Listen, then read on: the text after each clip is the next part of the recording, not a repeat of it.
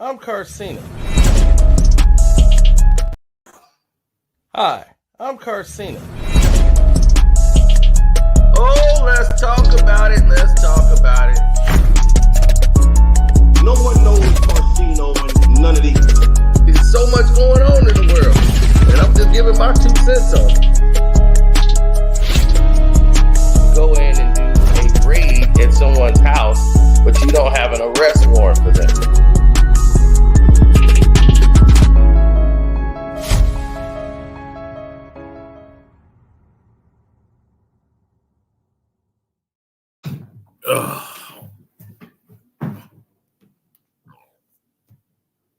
Y'all ready? Okay. All right. They ready? All right.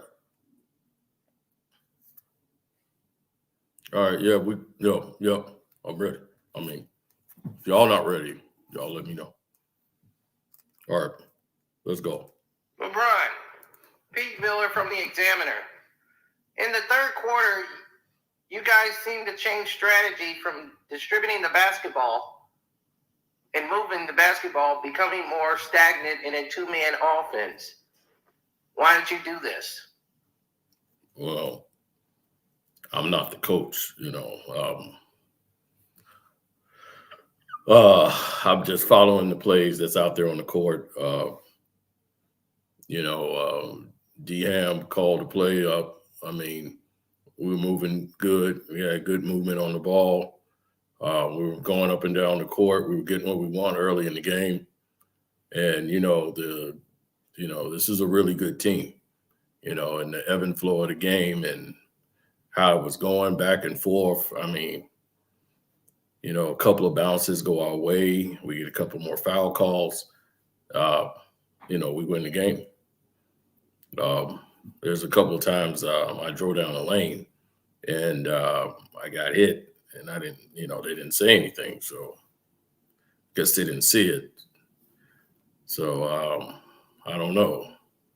A lot happened in the game. I felt a lot of things kind of lingered on from, with us not challenging the play in the fourth game. I think that kind of lingered over into this game.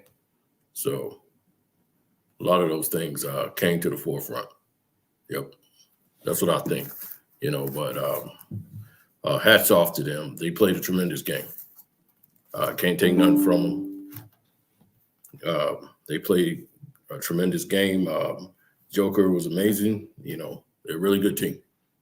Really good team. Hey, LeBron.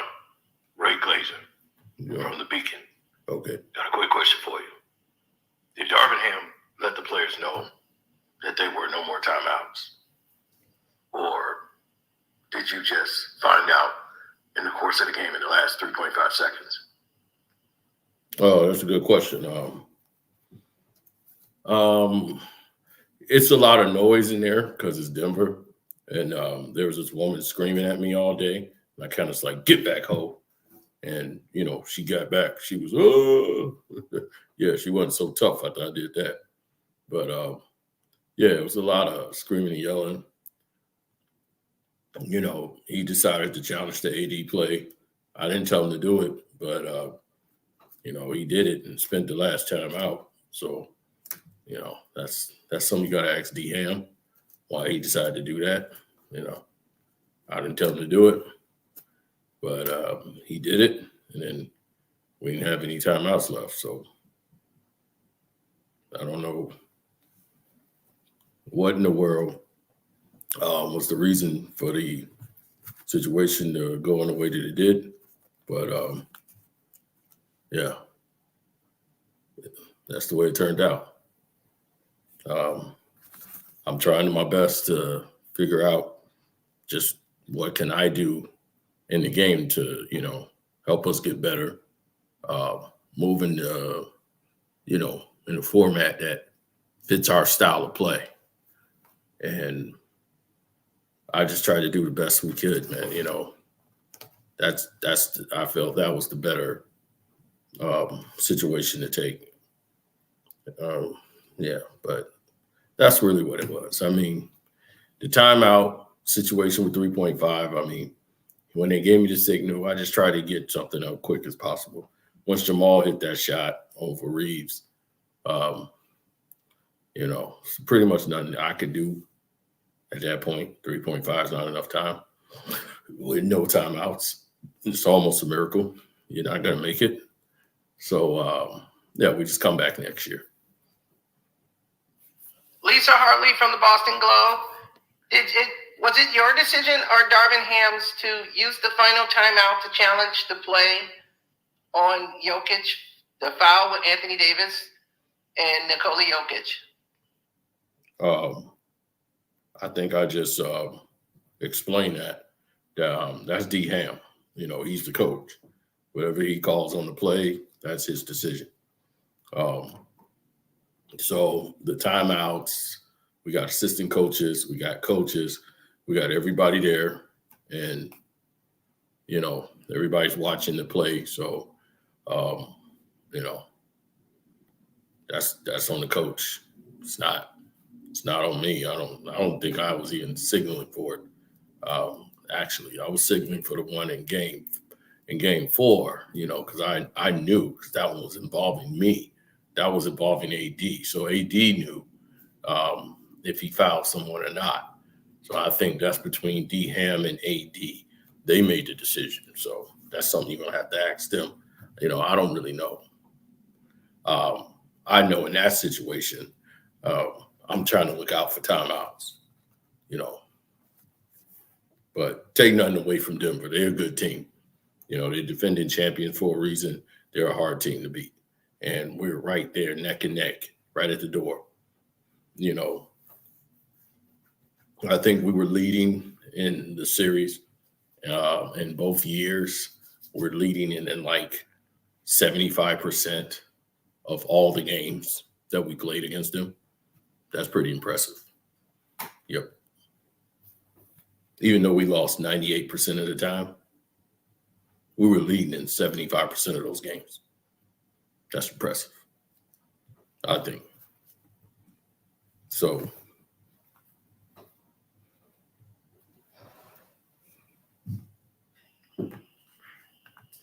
Yeah, this is Desmond from Right On, brother, sports show. Now, I saw you hurt your ankle when you came down in the third, and you didn't want to come out the game. Why you stay your ass in the game? Why didn't you just sit down for a minute and then get back in there? Oh, well, see, the situation is it's quite different, quite intense. In the game, the adrenaline's running, you don't want to sit down. You want to stay on the floor, try to help the team as much as possible, and do what you can to try to help bring it home, because you always feel like as long as the game is going, I got a shot. So that's how I felt. I felt I had a shot.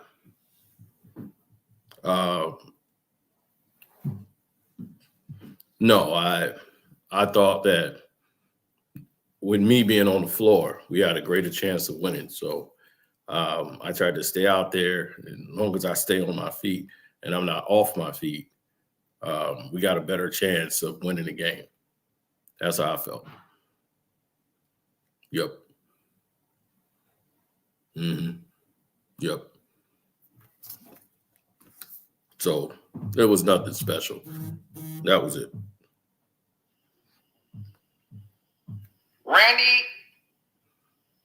Randy Peterson. I'm out of Idaho from the Idaho blogger, Sports Gems. I want to ask a question about the last plays in the game. We saw that D'Lo was taken out of the game, and you went with Terry and Prince for the last 25 seconds. Did you not know or realize that if he makes that shot, you kind of want D'Lo out there for the final shot? Why didn't that happen? Oh, so very good question.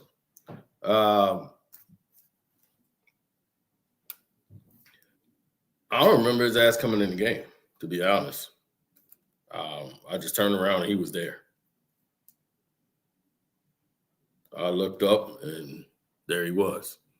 I'm like, well, hell, he's in the game. I don't remember. I remember on the free throw line, I turn around, D'Lo's not on the floor, Prince is on the game. Like I said, I'm not the coach. You're going to have to have D Ham there. Him and D'Lo, they probably know I just go with whatever they say. I don't know what the hell happened with that. I just know I'm doing my part. 30, 11, and 9. I'm good. I done my part. I gave everything I had. Yep. That was it. I did everything I could. Did everything I was supposed to do. I did. So if there was anything extra, they can blame Darham. I did my job. That's all I know. Lisa Saunders from Sports All Night. How hurt was Anthony Davis in the game? I don't know. He was out there. I think he bumped his shoulder or something. I think at this point, everybody was hurt. I was hurt. My ankle was hurt. I hurt my knee when I jumped up and stomped because we didn't call that challenge in game 4. Hurt my knee. Yeah, so, it was a lot of us playing hurt. I had jammed my finger. One time I went for a chase down block in like game 2, and I whacked the glass and I chipped my nail. And that's kind of hurting right now on my left hand. But there's no excuse. I mean, I had a little cold. I coughed a couple of times in the middle of the night, woke me up. So my sleep was bothered a little bit, but no excuses. There's no excuse. We lost to a good team. My daughter, she wasn't feeling that well. So I was concerned about her, thinking about her in the game. So she had a little fever when we woke up. And, I was told about it. And I was like, man, I'm way in Denver and they back in California. So I'm listening to her tell me over the phone. But, yeah, that was on my mind a little bit, but no excuses. There's no excuse. They won the game. No problems to that. It was a little cold in here today, more than usual. They had the AC a little high today. I think they were trying to make up for all the people in here. Instead of making it real hot, they kind of had it a little chilly. So it was a little breeze on the back of my neck. And, I kind of get a little sneezy and a little cold if I got air blowing on the back of my neck when I'm sweating. I sweat a lot from the back. So, yeah, wet back. Yep, that's me. So, I kind of felt a little weird. I don't know if I won't say they did that on purpose. I'm just saying, there's no excuses. It's no excuses. No excuses. Yep. Yeah. Shadow got us there a little late. We didn't really go through our shoot arounds, have a chance to really fully go through that. Because we were a little late getting up there, everybody, because the shuttle was a little late. I'm not saying that was on purpose. No excuses. We did the best we could with the circumstances that we had. Yep. We just played, and, they're a really good team, and they did the best they could. So, yep. It's nothing else to say. No excuses. Hey, Bron, what's up, man? It's D-Ray from Sports All Night. And Late Night Uncut. We got some other shit on there, too. But I got another question for you, man. Why you ain't shoot that bitch? Why you give it to that white boy? You was just giving the ball to that white boy in the fourth quarter. Down the stretch, the game on the line, you supposed to shoot that ball every time. You were AD. Why you giving it to the white boy? He wasn't even drafted. Well, his name is Austin Reeves, by the way. He's a very good player. We were lucky to get him. He had hit some big shots in this game, and he had it rolling. And I'm always going to make the right play, no matter what. So I felt, AD. I don't know if I could trust him right now because he's a little whiny about his arm. So I'm just like, why try it? Why test it? Why even go there? Even though we paying him $200, $300 million, if his arm's bothering him a little bit, let's go to Austin Reeves, who's rolling. He hit a three, he hit another jump shot. So he's kind of got it going a little bit, and I'm liking the matchup. So I want to always try to make the right play. So down the stretch, with under a minute to go, our season on the line, I thought Austin Reeves could save us. Yep. I thought he was the best option on the floor. So even though, in case you didn't know, I was tired of shit. So, I ain't no faking it, but I'll drink of water and I'm right back in it. I have this incognito way of having, people get their second win. Yeah, I was on my fifth win. Yeah, that was my fifth win. So I was ready for everything. No matter what. Yep.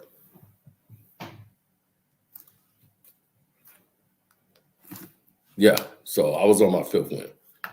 None of that bothered me. I've been in these situations before. It's just another day in the office, in the life of, LeBron. It's nothing I haven't seen before. But like I said, it's no excuses. Hi, it's Heather from Sunrise. Will Bronny be coming to the NBA draft this year? Or is he going to stay back and go to the collegiate portal? And if so, what influence do you have over the situation? The kid, he can do what he want to do. I don't know what the kid going to do. I got to stop calling him a kid. I'll say young man because he got mad last time I said kid. Yeah, he can do what he want to do. It's up to him. If he want to come to the Lakers next year in the second round pick of the draft, I mean, that's the opportune time for him to go. But we'll see what happens. We don't know. But they will be airing the second round of the draft this year, just by coincidence. It's got nothing to do with Bronny, but they'll be doing it. So we'll wait and see. See how that plays out. Or he can go back to college, Quite sure there's a lot of teams out there that want Bronny on their team. Yep. So it's a lot of college teams hoping, Bronny don't go pro, that he stay another year. So he could go even higher in the draft, probably next year. But we'll see. It's too early. But it's like I said, it's the kid's decision. Or young man. You don't like me to say kid.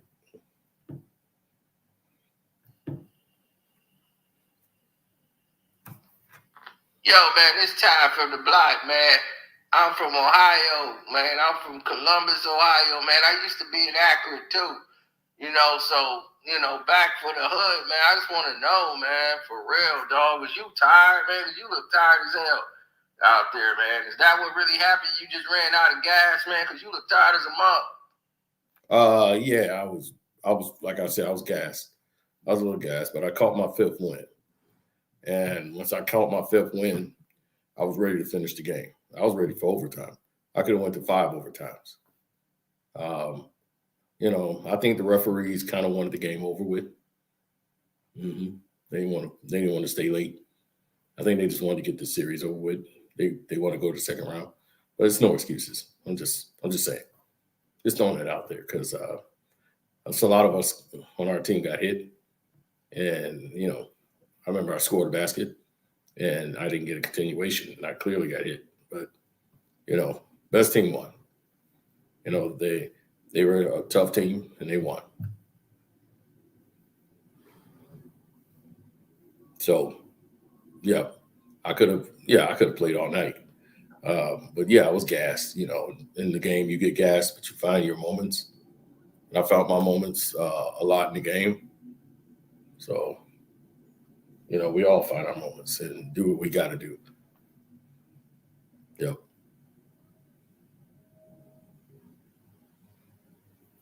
Yeah, that's what we had to do. So, yeah, go ahead. This is Carcino for Carcino for Life. I got a question for you, Bron. Will you retire after the USA basketball and overseas in Paris? Or will you return to play another season in the NBA? That's a good question.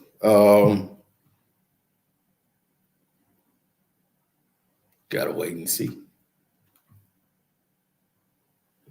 All right, let me get up.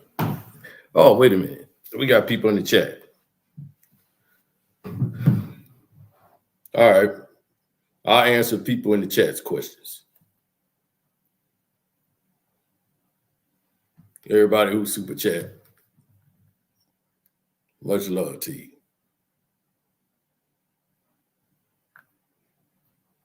Yeah, I'm going to answer the fans' questions.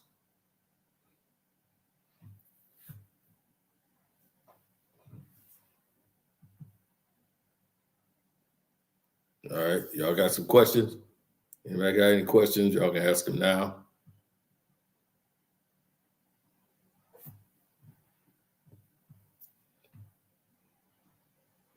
I just answered that question, but we'll see. I just answered that question. It's up to the kid.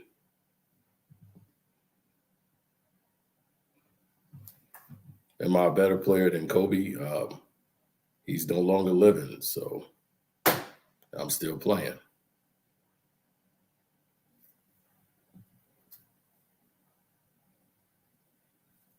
I can't even pronounce that word, so I don't know what you're talking about.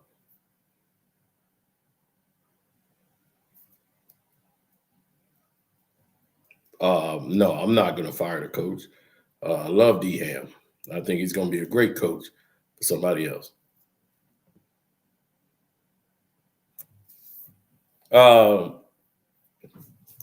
Jamal Murray didn't dunk on me. I wasn't going for the block. I was trying to go up for a rebound, and he came over the top of me. It really was over the back foul, but, they didn't call it. I was over the back foul.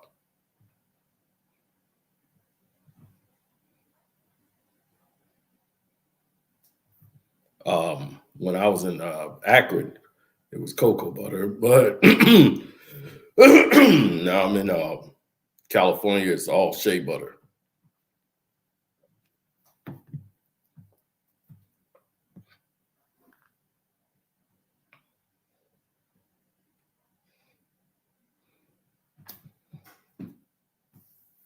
Oh, yeah. Great book. Deep man. He was really deep. It's a deep man. Yep. Very, very wise man. Very powerful words. You got to wait and see, Frank B.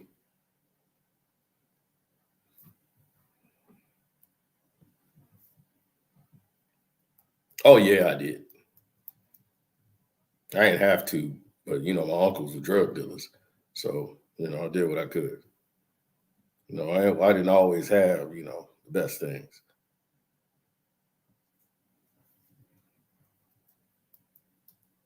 Well, if I keep saying I'm the GOAT and other people repeat it, and, people will believe it.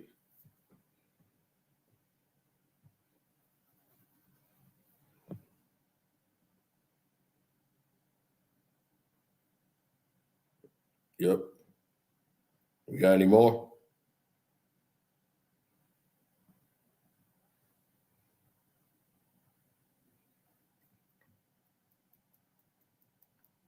No, that's not a hair transplant. That's my real hair. I just put some cream in there and It's some special cream that make your hair grow naturally. So I just made my hair grow back naturally. So a lot of people think it's fake and all that. Like it's a thing, but no, it's my hair. Yeah, it's just you just put some cream on there and it starts to grow back. It's like a chia pet. So yeah, it's my real hair.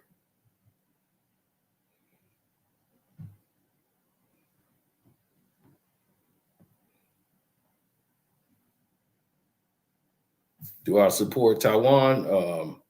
Of course, man. Taiwan was my guy back in school, man. Me and him was real tight, man. But he just liked to breaking cars and stuff, and he started doing stuff I couldn't, get around. That stuff was gonna lead you to jail. It's cool when you're as a kid, vandalizing some stuff, but yeah, Taiwan's cool.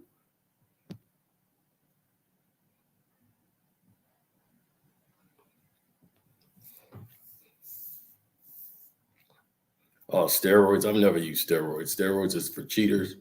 I wouldn't be this good for this long if I was on steroids. Think they're bad for you, and I hope people, don't take them for professional sports because, only bad things can happen when you take them. So I wouldn't go down that way.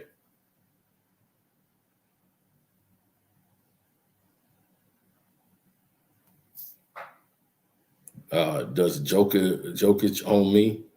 I wouldn't say he owns me. He's been winning some games. They have a really good team. I mean, if you think about it, Murray really won all the games. We were so concerned with Murray, we didn't really focus on what Joker was doing. It was all about Murray with us.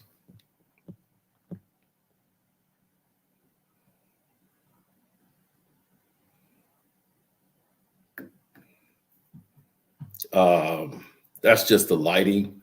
It's not really a ball spot.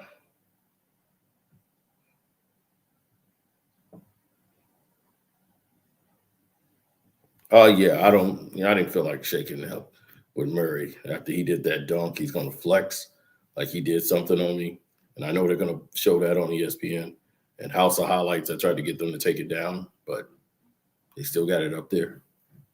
All right, I'm gonna cut them off.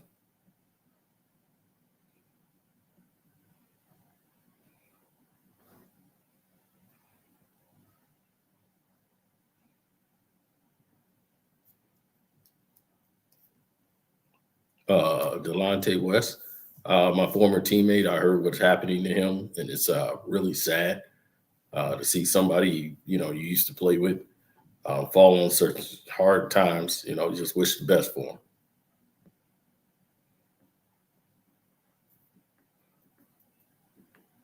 him. Down the stretch in the fourth quarter, Reeves missed some shots that he normally makes down the stretch, and they took advantage of it, and they misused the timeout by challenging the play. I didn't call for that play to be challenged, but that's Darvin Ham. You got to ask him about that. I just did my job. Yep, I just did my job. Kobe ceremony. All was going on. I was trying to get mentally focused for that big game. So I was like, I can't do both. I can't go there and get all emotional, and then I won't be ready to play the game. So I had to make a sacrifice. Plus, I went down there. Nobody was around. And then I prayed in front of the statue. Went in front of Kobe's statue, and I prayed. Yep.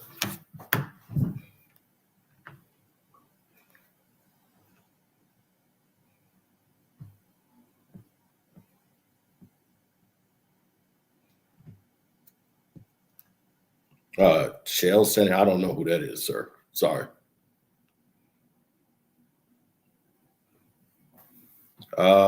We'll see. You never know. Might be another super team, a last super team. Who knows?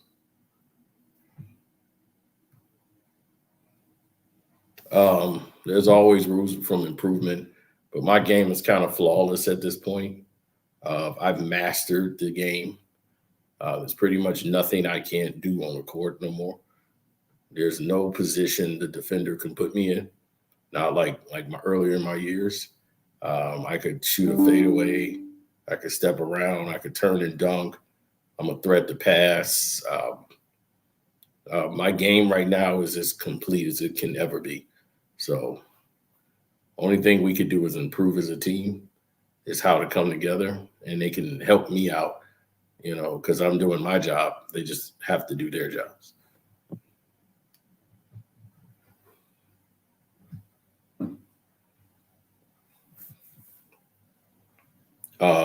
2020 championship wasn't validated. Oh, it was validated. We won it. We got the trophy in the trophy case.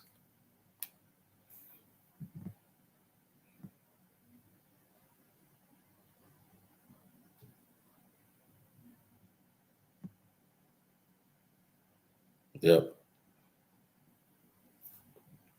I'm wearing this do-rag because it matched my hoodie. I want to wear all black and put a mask up over my face and put this black do-rag on, in case I need to rob a house or something.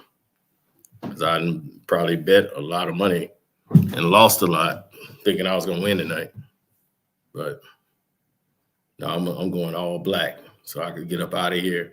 Nobody going to see me for a week getting up out of here. I don't know. It could be me, Kawhi, KD, Devin Booker. We can all get on one team. Who knows? It's a matter of time. Yep.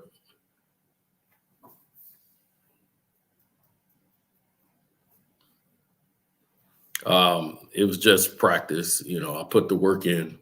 I said, this game is a 3-point game now. Everybody's shooting threes. So I said, yeah, I'm going to practice my threes this year. And I became a more steady shooter from three. Still not where I want to be. But I think I can shoot 50% if I wanted to from three. Talked to Adam about it. He said he's going to help me.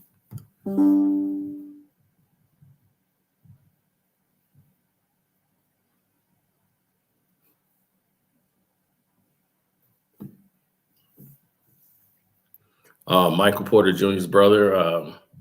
Well, we thought that would give us an advantage in the series, but Michael Porter Jr. played inspired with his brother getting banned from the league. Plus, his other brother was going to jail. I didn't even know he was going to jail. He got 6 years.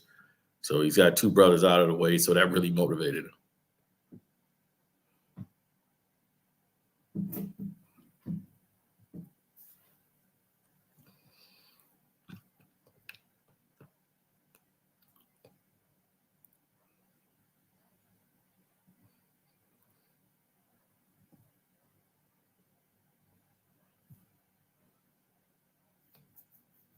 Yep. Well, many people, they didn't even know what was transpiring last time when they should have. They didn't make a lot of sense.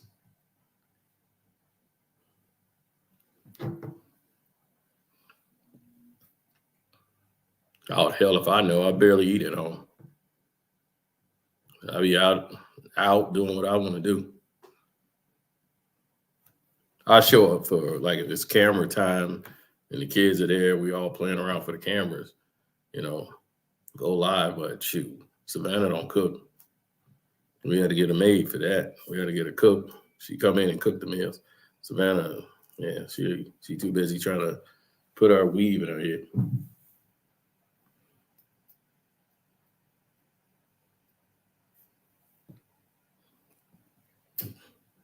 Well, I'm gonna work on probably new combinations, getting my spots a little quicker, working on my speed, not trying to push myself. I got to get ready in July, for a dream team. I'm going to piggyback off all the other great players and, win me another USA championship.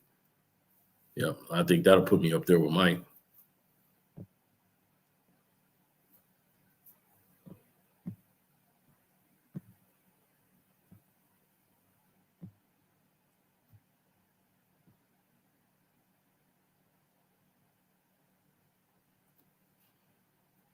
Yep.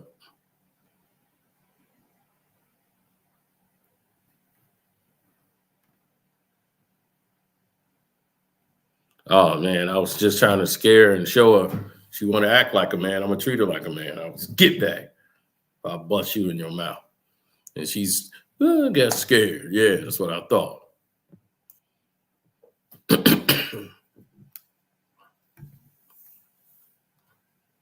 Can I bring AD and do the Taco Tuesday? I don't feel like doing Taco Tuesdays. I feel like a burrito.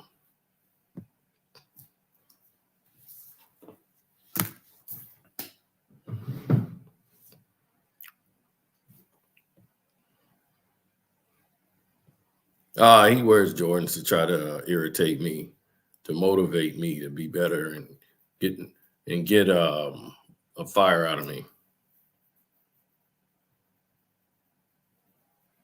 The magnet ball has done tremendous, man. It's revived my game. Now I don't have to worry about practicing a lot. I could just throw stuff up at the rim, So I practice getting the ball right at the rim and letting the magnet do the rest. Yep.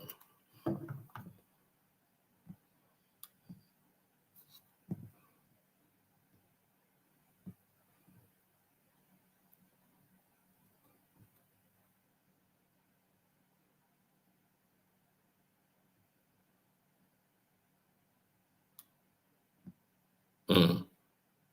All right. What else we got here?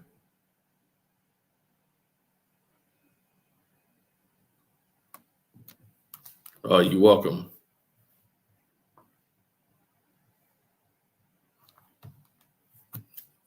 What feels better, my ego or being rubbed? My ego being rubbed or winning? When I win, that is like rubbing my ego. Yeah. So it's all the same. You kind of answered your own question.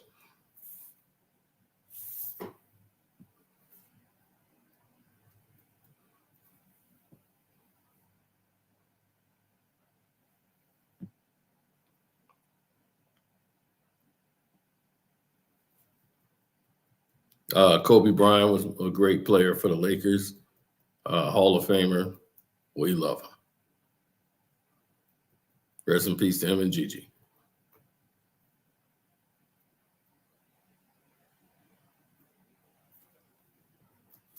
How much did I pay the ref to lose? Yeah, see, we lost, so that don't even make sense.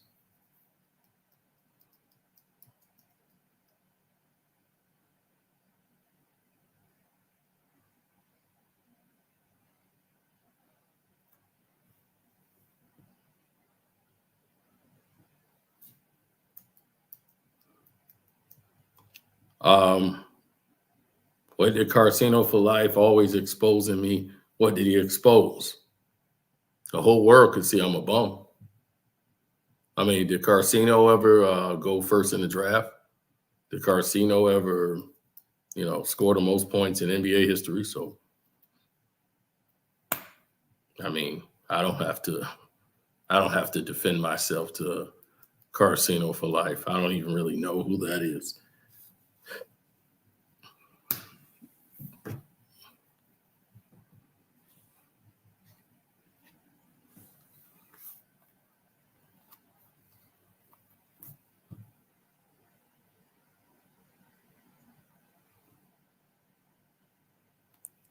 Shane Battier teach me something?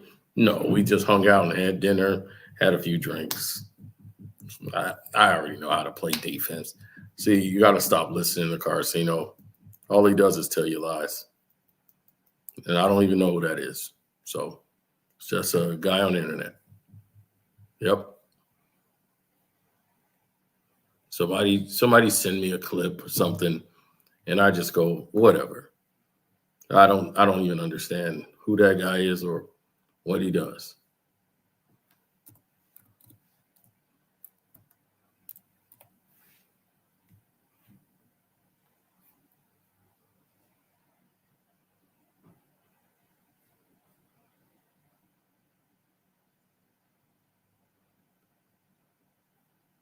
Yep.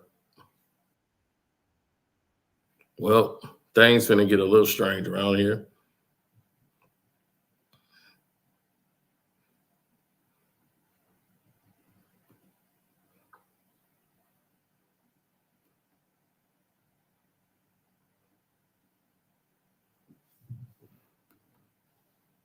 Mm-hmm.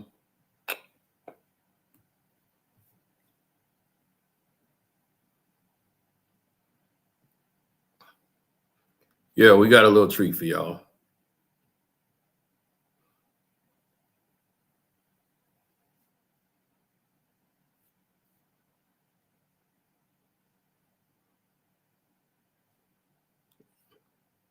Have I ever been to a Diddy party? Of course. Who ain't been to a Diddy party? Everybody know ain't no party like a Diddy party, so. Yeah, that's what's up. Yeah. Yes, sir. Who ain't been to a Diddy party? Been to a Diddy party, titty party? It don't even matter. I've been to all kind of parties. But I love my wife. So, I go right home.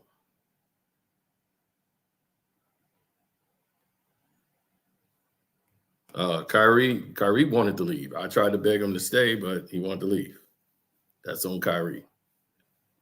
Oh, now my do-rag coming off. Oh, man, look what y'all done did, man. Y'all done messed up my do-rag. So without further notice, while I'm fixing my do-rag, oh, man, my do-rag messing up on national TV. All right. So now that my do-rag messing up, I'm going to go ahead and fix this. I'm going to go ahead and bring y'all to the future.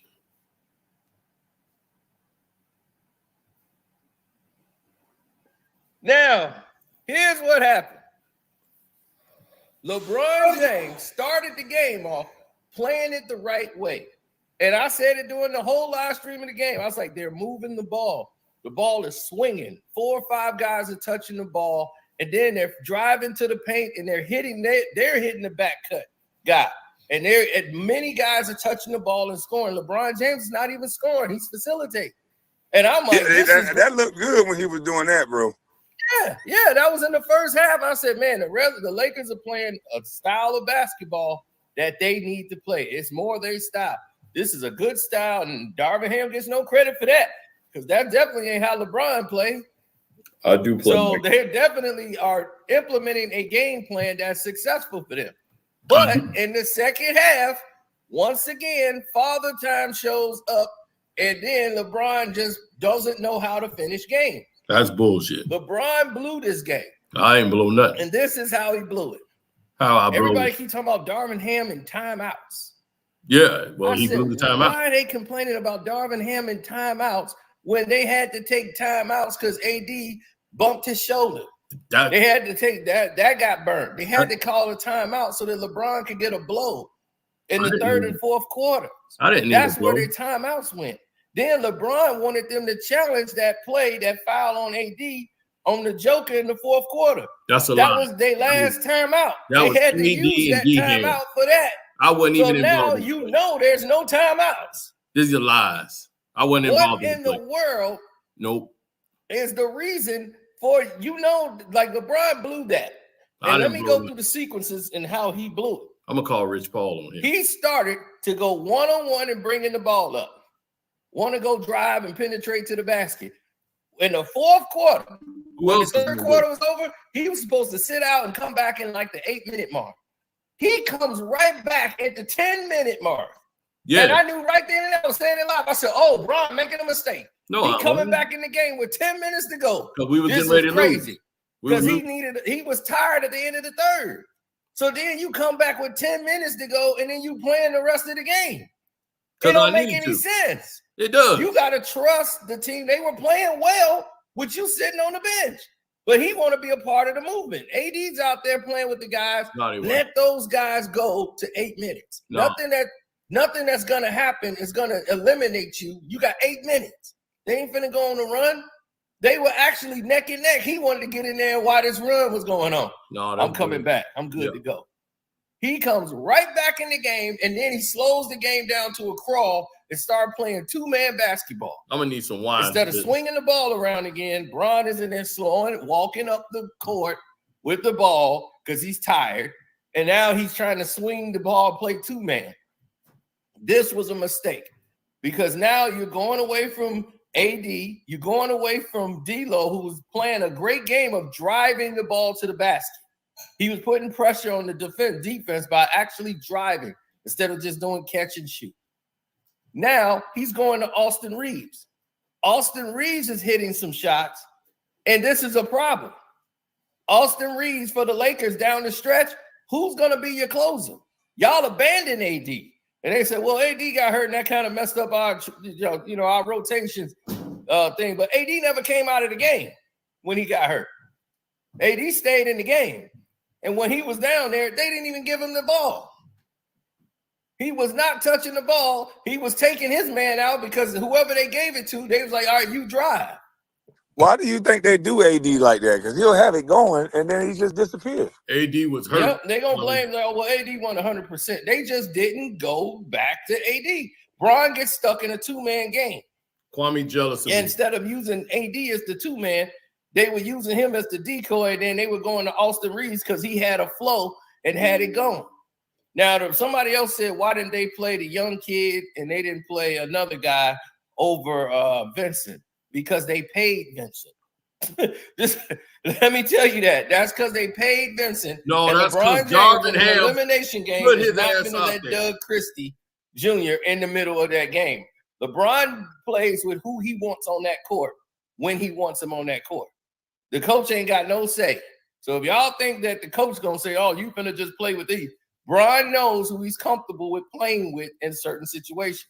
That's not going to happen. It happens with every superstar player. They're not going on the court with somebody that they don't want in the game at a certain time. Rob Pelinka No, you go to the player would send them back to the bench and go, no, you go back. Now, that's a fact, Jack. And I told TP that. I said, listen, you don't know if that's who LeBron wanted on the court. Exactly. Everybody that was on the court is who Kwame LeBron wanted on the court. So that's not going to happen. Kwame Brown. LeBron should have came out the game when he twisted his ankle. He waved the coach off. He waved Darvin Ham. I ain't coming out.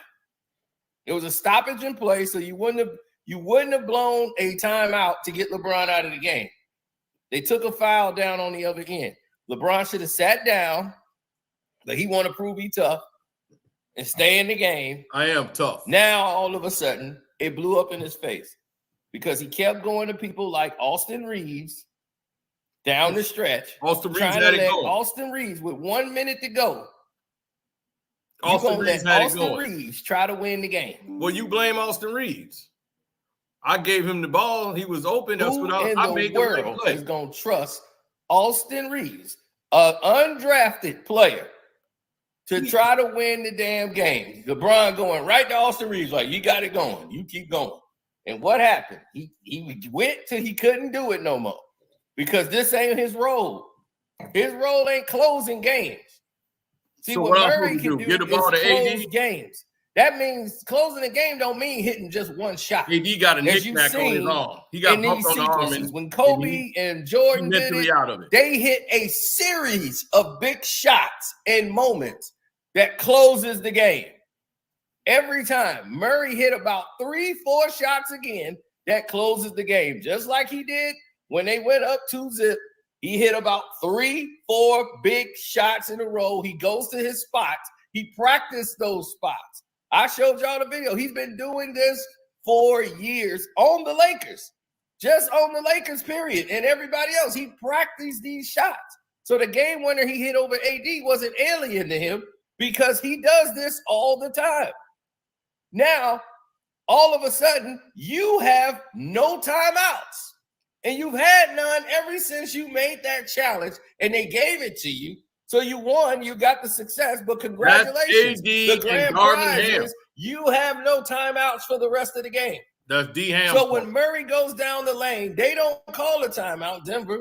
I don't even know if they had one, but they went down, they didn't need one. They had what the matchup they want, Austin Reeves in the game guarding Murray. That's what they wanted. Me? You trusted this man so much, and with 20 seconds left, they took D'Lo out of the game. Again, they took D'Lo out of the game with 20 seconds to go on that free throw shot or whatever, the inbounds pass. They took D'Lo out, and they brought in Torian Prince. I didn't bring in anybody. They took That was D'Lo out D-Ham the doing game that behind my with back. 20-some seconds to go I'm calling and Rick brought Paul in and Dorian Carter Prince because they wanted him for defense because he was taller.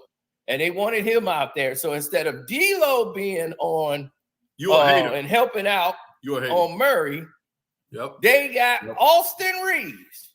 There you go with gonna Austin try to Reeves. stop There you go with Austin Murray, Reeves. who's been on Right. fire. Right. Hey, I don't. Brown was I do believe you dropped the cold bar in pointing out the fact that I don't think they should have challenged that damn foul. Kwame, I that thought that was me. a clear foul. Like I was sitting there, like, okay, I don't know if you gonna win this one. You might need that foul down the stretch. I ain't gonna say that's the reason why they lost the game or whatever, but you know what I mean. You're gonna need that timeout down the stretch. Yep. I just wonder why they didn't continue playing like they were playing. LeBron James downhill with AD going downhill towards the basket was working. It was getting open shots. Why abandon that? And if they did abandon it, why don't Darvin Ham or anybody let them know, hey, we're going back to what we was doing? Because you got to. This is the thing about what I do to you, managing or I ain't gonna put coaching you and in aging Space better. Jam 3. Van Gundy I'm went gonna through put this you in with Space Jam Patrick 3. Ewing. Nope. And he's like, this is what slowed us down and we Not couldn't no more. get anything done. Because when you're coaching somebody who's tired, they're in the third and fourth quarter, they're tired. Bron is tired. I'm watching him. He's hand on his hip because I watched the overtime angle. So they show you the bench. You get to see all the stuff you don't see in the game. Like LeBron James threatened that woman. And I got it all on tape. He gonna make a threatening move towards that lady, then he gonna smile like he was just playing with her. She got up and was yelling right in his face after that. That's a lie. I was like, man, look at that. I didn't see that part. I must have show you that one. Yeah, I got it on TNT. It's on my Instagram. I put it up there. So take his Instagram down. Yeah, man, show it to us real quick. Okay. Oh, he can't show you nothing that don't exist. He can't show you nothing that don't exist. I ain't do a damn thing. Bunch of lies. What else? Yeah, I thought LeBron. They talking about y'all retarded. LeBron had a triple-double last night. He did his job. Darvin effed up this year. Yeah, there you go. Now what are you gonna walk over to that way? Look, he did a threatening move to that woman. Stepped like he was gonna go over there and hit that woman. Come on, man, you know something. I was like, look at it. He's going right back over there to this woman who was minding her own business.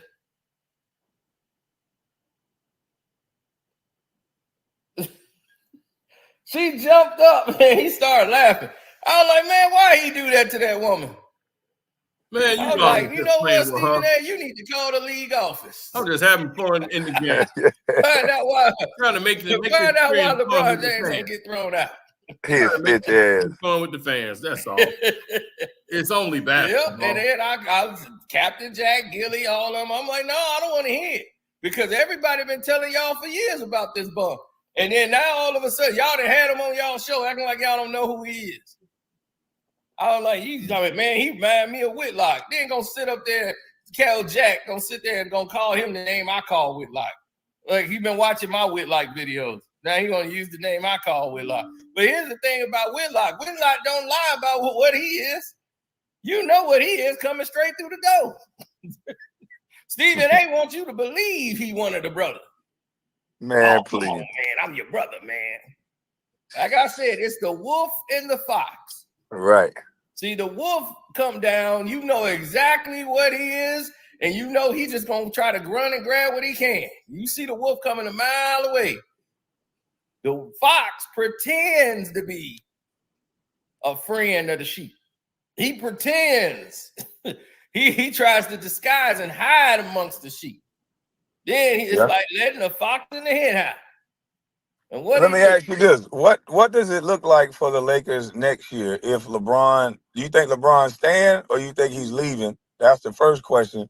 And if LeBron stay or leave, what style of play should he play? Because I think he should have played just like he played last night. That's how I play every night. Well, he should have played like he played in the first half. Absolutely. Right, the first half.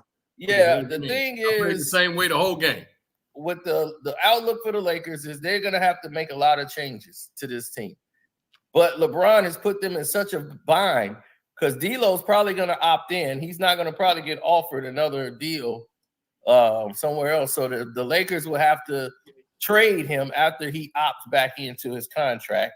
A lot of these players are one-year deals, so they're going to be gone, but they have no cap space, really. So now they got to get basically ancillary players again, and it's the same system. So now the whole thing is, do you come back with Darvin Ham? Because that's who they want to blame. So if you got a new coach, it's going to be a new system, but you got an aging veteran who's going to be 40. LeBron has to become realistic about what he can do on the court. They allow him to get so much done and break every rule in basketball history. Now, the problem with LeBron is his ego. He's staying with the Lakers. This was already worked out and done. You don't know He's what I'm opting out of his deal. He's not going to take the one-year deal they got on the table. He's opting out of that, and he's going to sign a 3-year deal worth about $98 million. Who the hell he been? Now, we've been broke this down. This is his dog and pony show he do after every press conference. Last year, he like retired. LeBron might not come back. I'm like, look, he's coming back. Stop. Look, this dude's ego is way too great to sit up there and act like he's not coming back. The problem is these young players can all match him. You're a 40-year-old.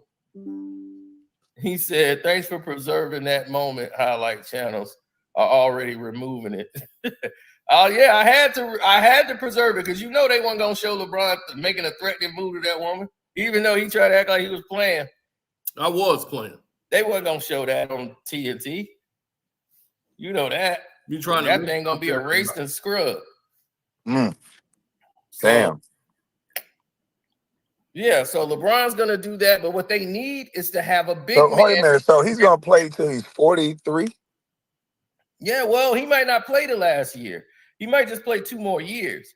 That last year, they're going to end up paying him that anyway, just in saying thank you, LeBron, for coming on the team. But, yeah, that 3-year deal is just to secure where he's going to be when Bronny comes.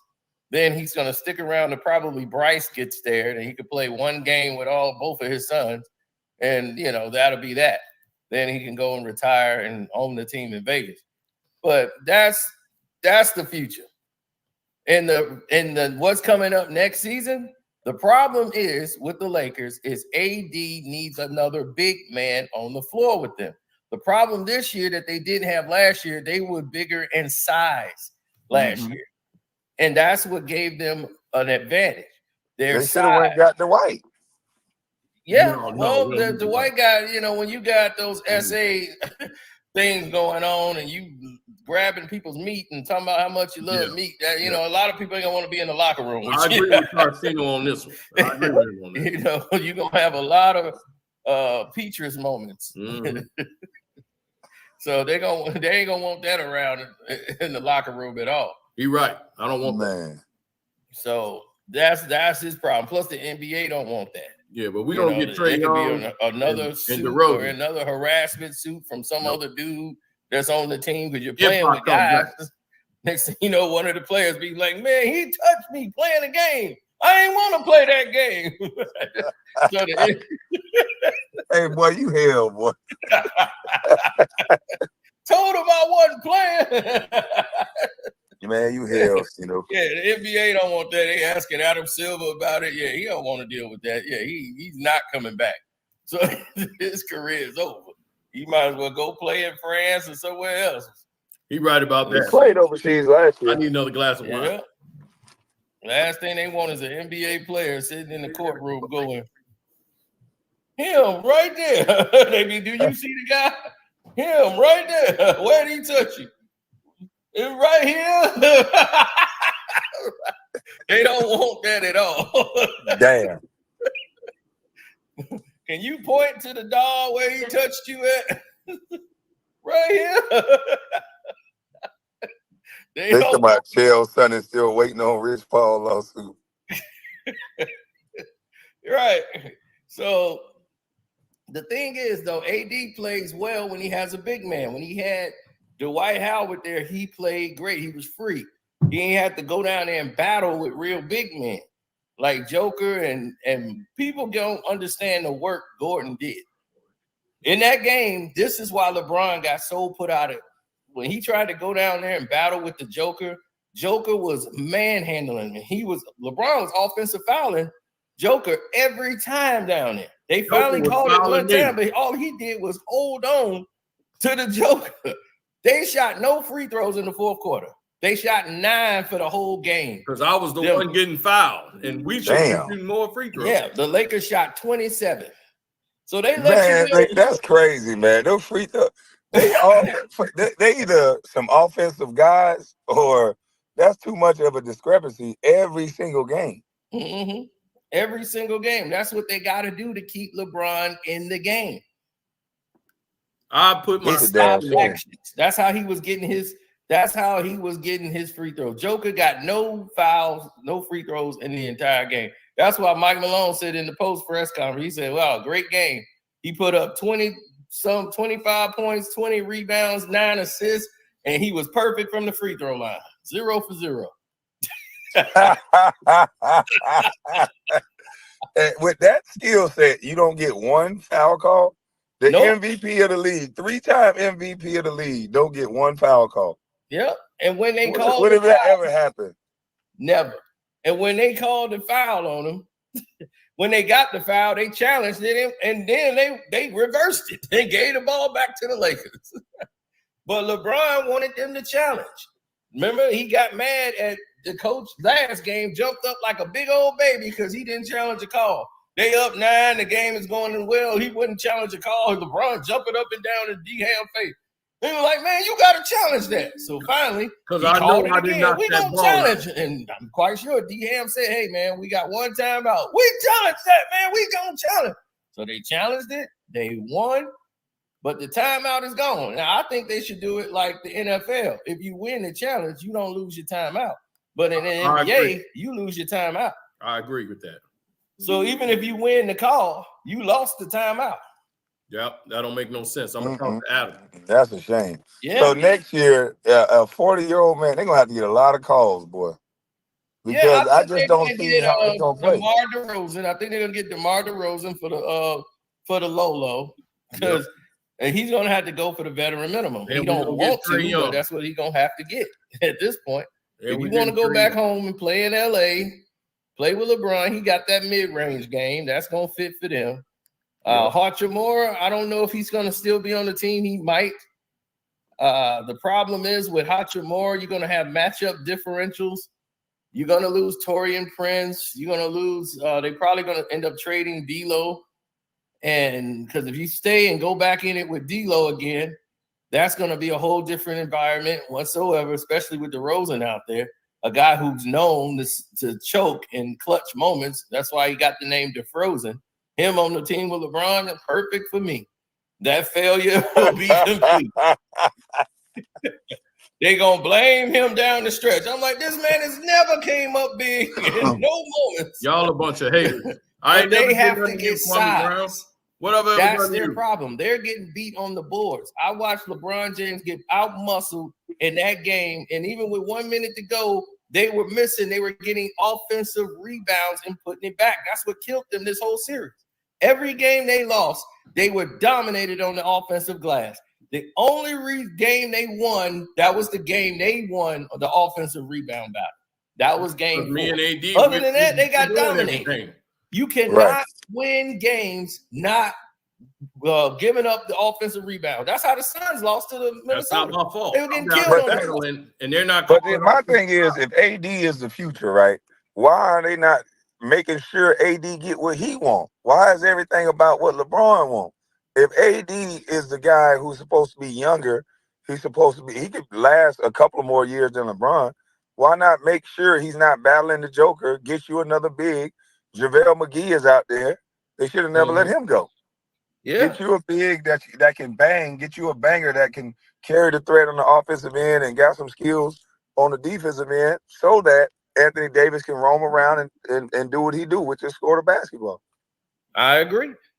That's what gave them success last year. They had bigger players on the floor, and those bigger players stepped up and played well. Once you start losing those big players and they went smaller, like they never should have got Vincent. That didn't even fit.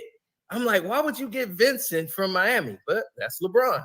LeBron wanted Vincent. He liked the way he played for the Miami Heat, but they play in a system. They ain't Y'all got nothing don't to do run a with me. system. That's Rob. The style of basketball, the way LeBron plays, it stymies people offense. You turn Vincent into a catch and shoot That's guy a lie. to stand around cold waiting for somebody to give him the ball. He's not that kind of player. He's somebody that plays in rhythm. In Miami, they run sets and plays. That's why he was so successful. So he was in rhythm when he would get the ball to shoot. So he had a great. But they don't talk about that enough. Yep. The rhythm of the game. You cannot just. There's only a very few players can come off the bench and hit a shot. Mike Miller was talking about it on the podcast with Udonis. It's got to be a different mindset, a different level of preparation to stay ready off the bench when you're just a shooter. And you definitely can't do that to a guard that's a rhythm shooter. He has to dribble. When we say rhythm player, he has to dribble and find a rhythm in order to be able to take a shot. And that's great. LeBron is going to do that because he has the ball in his hand so much, though. Yep. And that's the problem. This is why him and Russell Westbrook couldn't play well. Russell Westbrook has played well everywhere he's went. From Houston to Washington. Washington ain't been in the playoffs in so long until Russ got there. And him and Bradley Beal was rolling. He would have stayed in Houston if James Harden didn't leave. So I'm like, they came there, they was having success, and then they went to the bubble, and that was that. But everywhere Russ went, he has been successful. He gets there with LeBron. The only place he played at in his career that he wasn't deemed a success, and they blamed him for everything. You call losing. And this man, LeBron James, is the main guy trying to push him out the door when he was the guy that brought him there, lied to him, told him, oh, man, I'm going to sit back. You're going to be bringing the ball up. I didn't push nobody. Next thing you know, Bron is in the way. I ain't in the way of nobody. While Russ trying to run his offense and do what he doing, LeBron, he want the ball all the time. And it's like, wait a minute, I'm supposed to be the point. So, we in each other's way.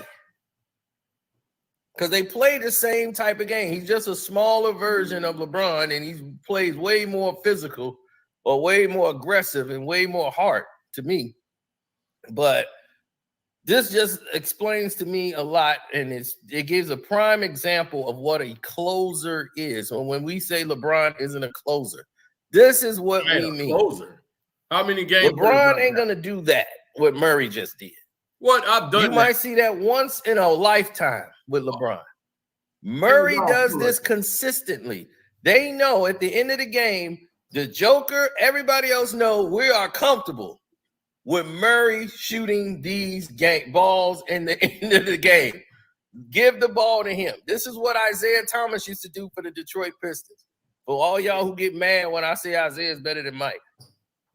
Michael Jordan was 1988, had about 200 steals.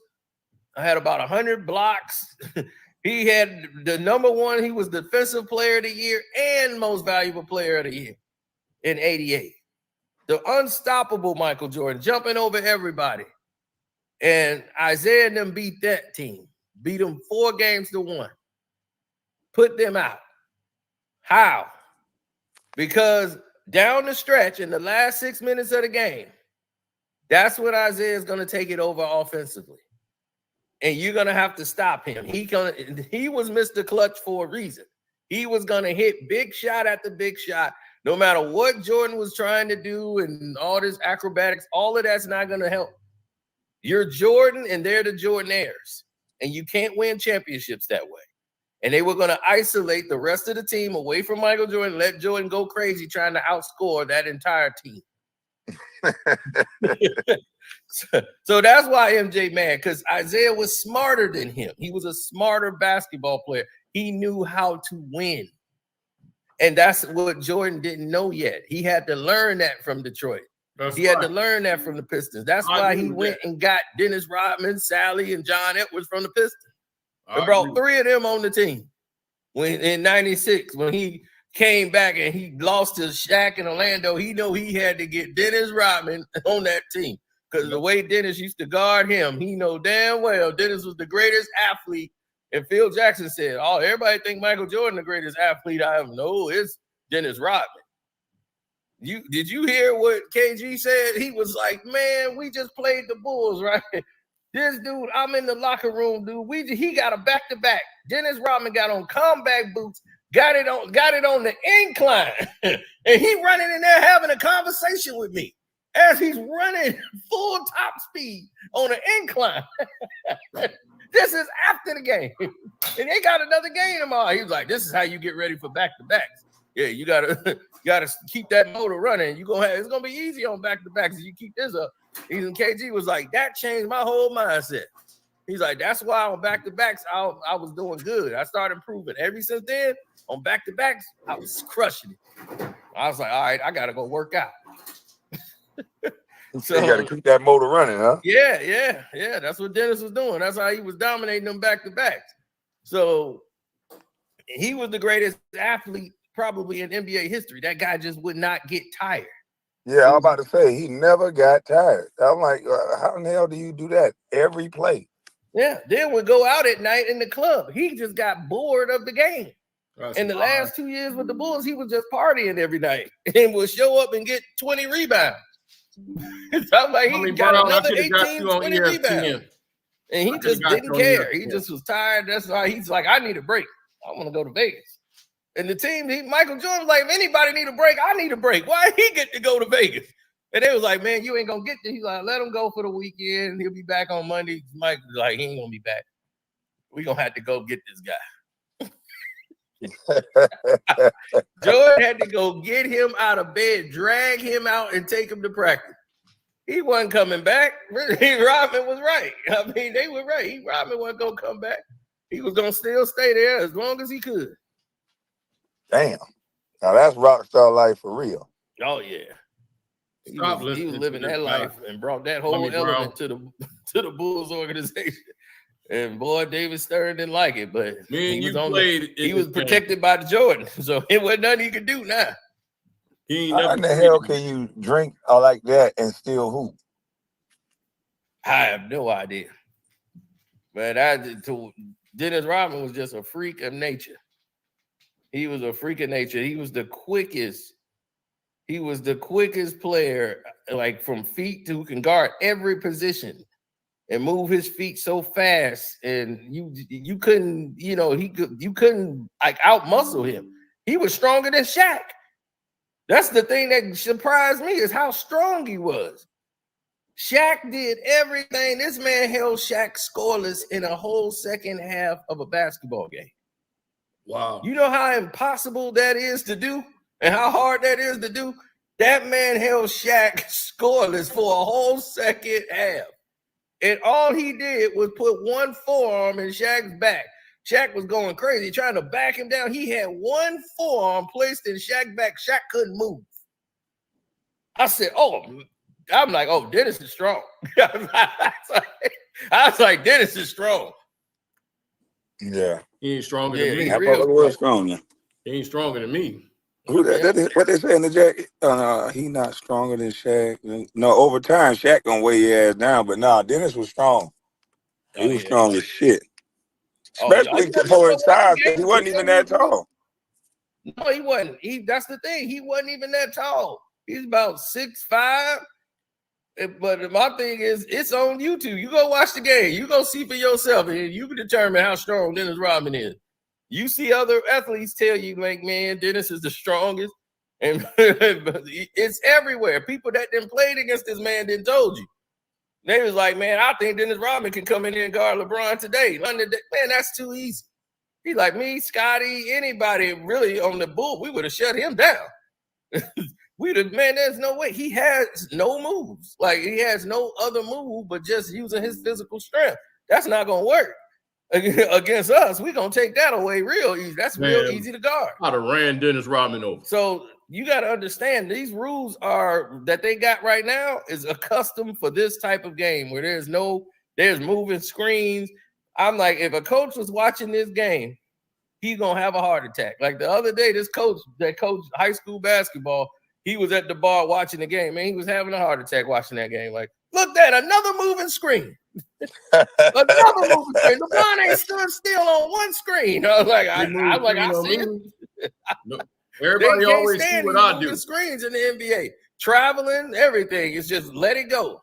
People going up and down. They can jump Oh, up that was a there. travel. That move LeBron did at when he got that foul call. That motherfucker took 4 steps. He took 2 now and you hating on me, jumped, Tommy and Brown? then got the shot. I was like, oh no, that was a travel. Now you Man, mad at he me, travels Brown? almost every time he touches It's not my basketball. fault. Your career Carries didn't go out like mine. out the league. Go ahead. So that's what I was like. Brown. If you want to compare players in decades and generations, you almost can't do it, because if you put LeBron in those kind of rules of that they had in the 90s, he'll score 6 points a game, maybe coming off the bench. 6 points, because he's only gonna score. Damn, come on now, only 6. Right, maybe less. I'm being generous. Man, this guy got the most points in the league. There's no way he gonna get just 6. That's what I'm saying. He's just a hater, Kwame. Maybe 4.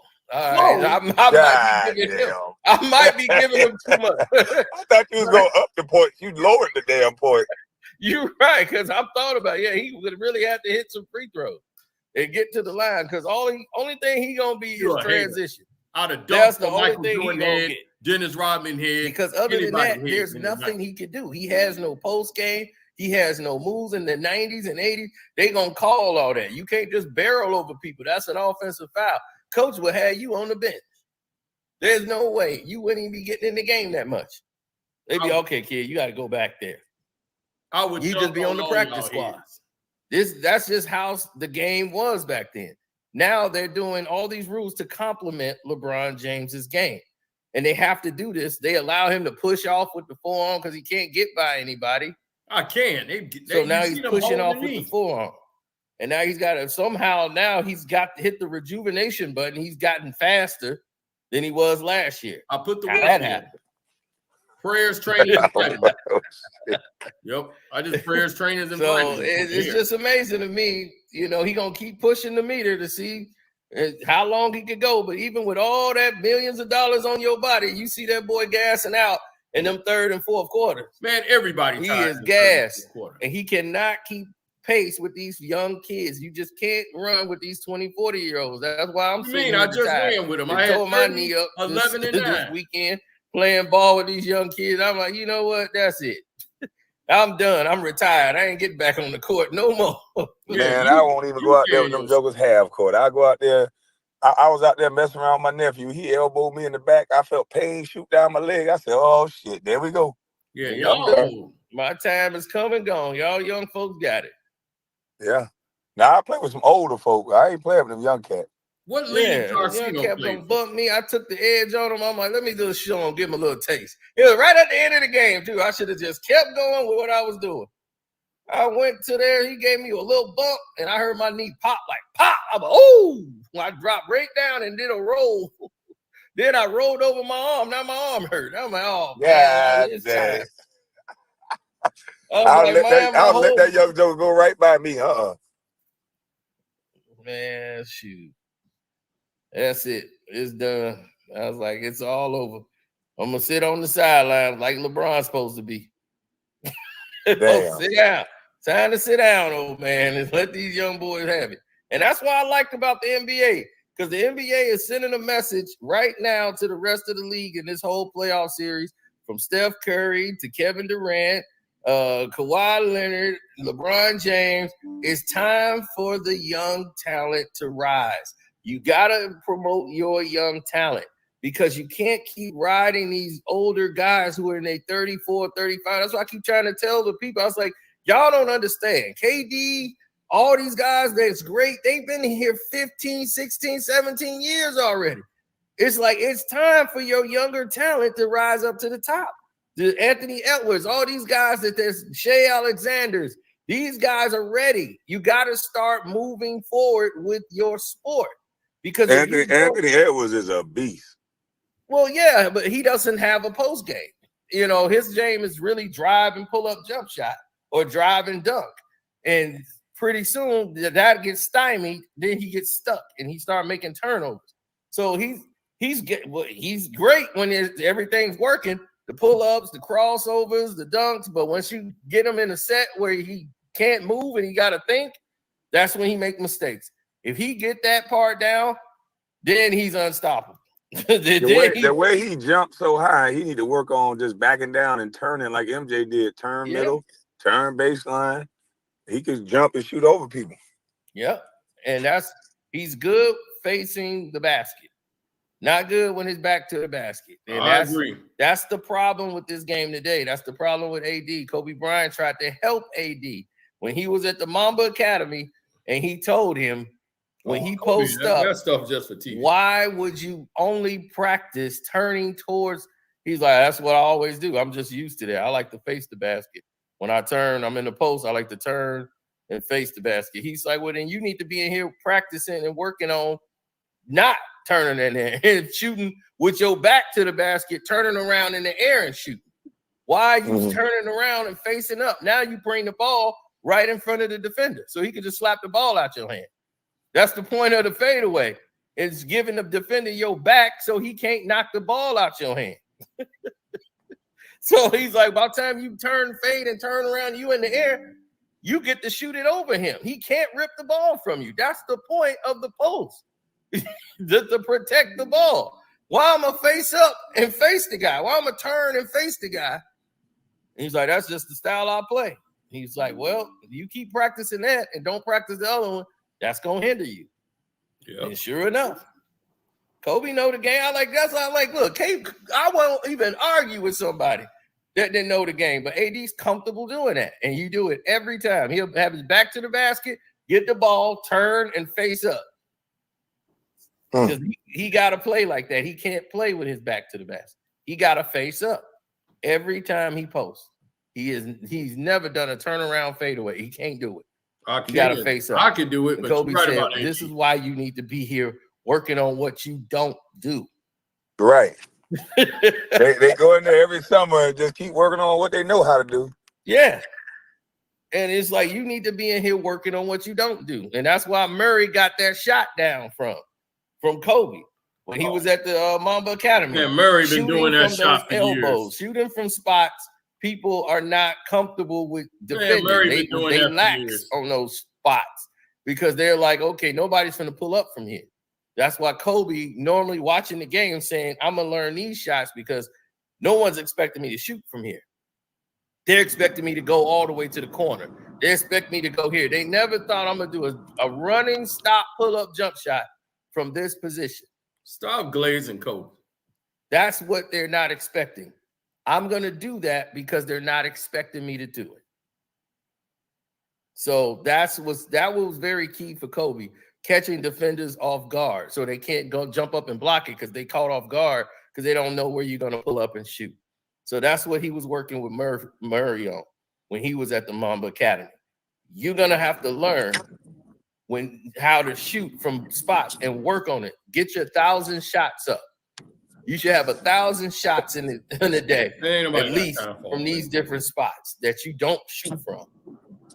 And sure enough, he's found his niche at hitting those elbow shots, that drive, fadeaway shot that he hit to win on those games. So this is where these elements come into play. And learning how to do this down the stretch and be confident in taking these shots. So I'm very happy for all those players that went there and had that chance to experience that and learn the game from Kobe. But your video you made was so prevalent when you said you played with the GOATs and Kobe would have beat somebody. You would have been really uncomfortable walking around Kobe Bryant and y'all done lost 3-4 in a row. Oh, that's long. Right. Somebody got to go. If somebody's smiling and laughing, somebody got to go. And it ain't in the summertime either. Well, somebody gonna go with me too. Yeah, he was definitely serious about that game, man. If you wasn't as serious as him, then he thought you didn't love it. You know, like the guy who's talented and just get by with just his talent, he couldn't stand you. Yep. Like Kobe was one of those guys that was talented but worked with his talent. Yeah. One thing like MJ, they both would put that work in. That's one thing you can say anything about Mike or whatever. He's an a-hole and all that, but Mike was going to put the work in. I was like, you were not going to outwork him. Same thing with Kobe. Kobe was competing with Mike. He wanted to outdo Mike. And he was like, that was the Tim Grover from Chicago who was working with Jordan. When he started working with Kobe, because Kobe wanted to work with Tim Grover. Once Mike retired, and he was like, so what set Mike do? And he was telling me, he's like, the thing about Mike is Mike could do the workout and then be like, okay, that's it. All right, we done. That's enough for today. We good. Mike gonna do what the requirements are and say, all right, we good. I ain't gonna really push it. We good. All right, Kobe, you got to almost drag him out to get him to stop. It just don't end with him. Yep. He want to keep driving. No, I got to keep pushing. He's like, no, Kobe, you didn't done enough. You done enough. You got to let your body give it time to recuperate for the game. You didn't did a whole workout.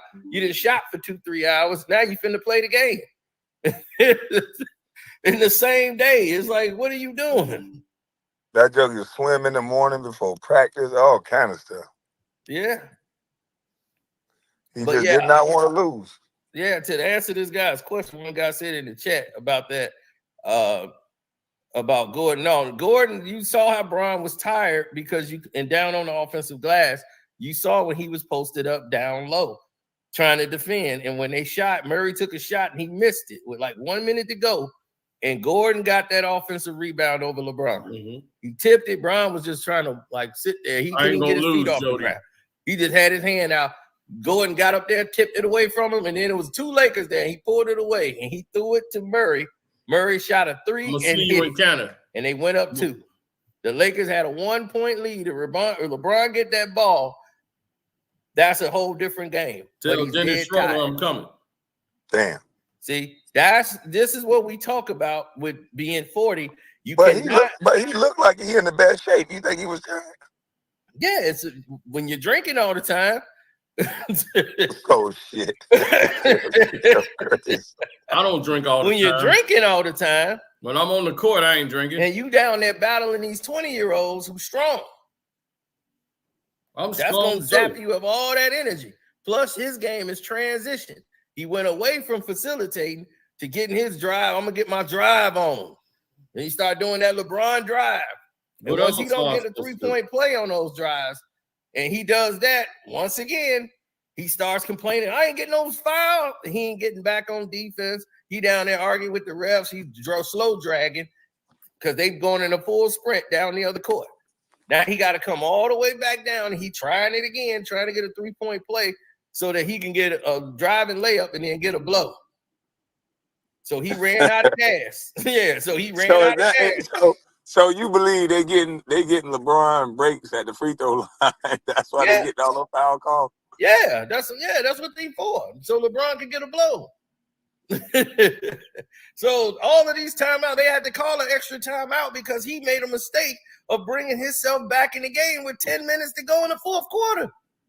That was the dumbest thing he could ever did. You're supposed to come back with at least 8 minutes to go, or at least 9. Sit back, let some time go. They had some fouls going on. The Lakers was keeping the game close. You should not have been there. Who else was going to close the game? If I don't come in the game, y'all blame me for being scared. Which one is it? Then I think Dinwiddie got one. But Dinwiddie came through and did what he's supposed to do. It ain't a hatred about LeBron. It's reality. Yeah, it is. We had a doggone LeBron fan come in and blame Darvin Ham. I'm like, well, tell me when is Darvin Ham doing good? You and Kwame the only game y'all won, I ain't never heard one person say Darvin Ham did great coaching today. Because Darvin Ham's strategy in the beginning of the game was great. That was when they were moving the ball around, everybody was touching the ball. They were swinging it. They were putting Denver out of position, forcing Joker to have to rotate, tiring him out. So I'm like, this is what you do. Put pressure on Joker and on the right at the rim. The Lakers are doing great, going inside, outside, as opening up threes.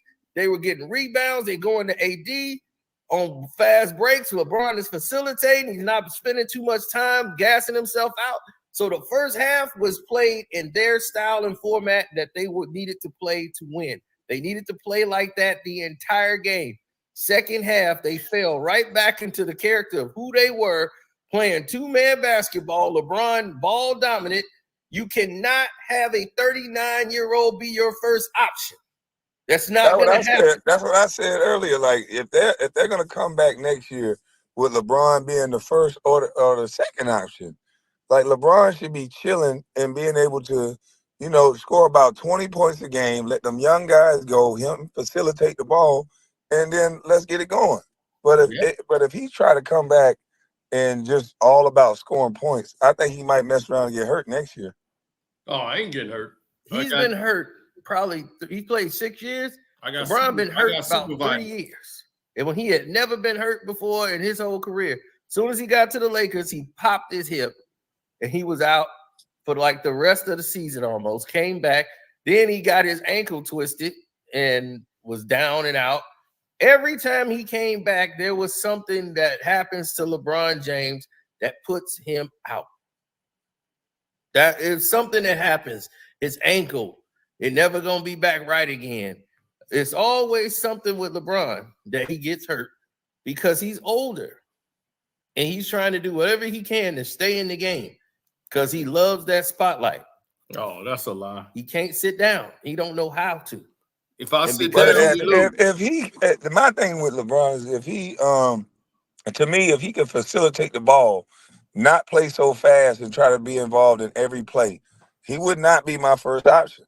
LeBron, I will put him in pick and roll and let him facilitate. He should be able to do that, easy. But when he's always trying to press the score, that's what's going to tire him out.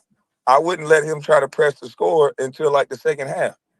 In the first half, let him facilitate. Second half, I guess that's what he was trying to do. But he still got to keep that facilitating mind and get yours through facilitating. Get yours through helping others. Absolutely. But he don't know how to. He's good. If he's good as they say he is, he should be able, at this age, he should be able to facilitate, pick his spots, get his points, and then get to the playoffs and then turn up. I'm good at every age. Exactly. But you have to be able to pace yourself and you got to have discipline throughout the game. And that's something he does not possess. You don't know nothing about the game. He's somebody who's a great leader. He has poor leadership. Poor leadership. And when you have poor leadership, this is the example of what happens with poor leadership. I got the in-season tournament. He did not realize and forgot that they had no timeouts. I ain't forget. They had no timeouts left in the game. With 3 Hey, hold on. What the hell is that? Oh, this nigga tripping. Oh, that's what LeBron looked like when he ain't got that cocoa bean dye in his head. I'm suing you. Yo, I just walked back to the phone. I'm getting Mav Carter. And that's old man Bron. Yep. Hey, see, your man's crazy, man. Where Rich Paul at? Man, Bron. This is harassment. Show this shit. Hold on. This is harassment. This is harassment. Don't believe none of this. The legend of old man Bron. Don't believe none he's saying. The failure continues. Yep. Harassment. They ruining my doggone post. Hey, see, the thing is, when you're old man Bron, this is what it comes down to. Poor leadership. You got to know you have no more timeouts in the game. It's only 3 points. He goes up and like he has a brain freeze. He goes up to the front to get the ball handed to him right there. And I'm like, whoa, wait a minute. What are you doing? Y'all got no more timeouts. So now he realized they got to go. He looks at the coach and they like, no timeouts. Y'all got to go. So now it's almost at the 5 seconds the count is going.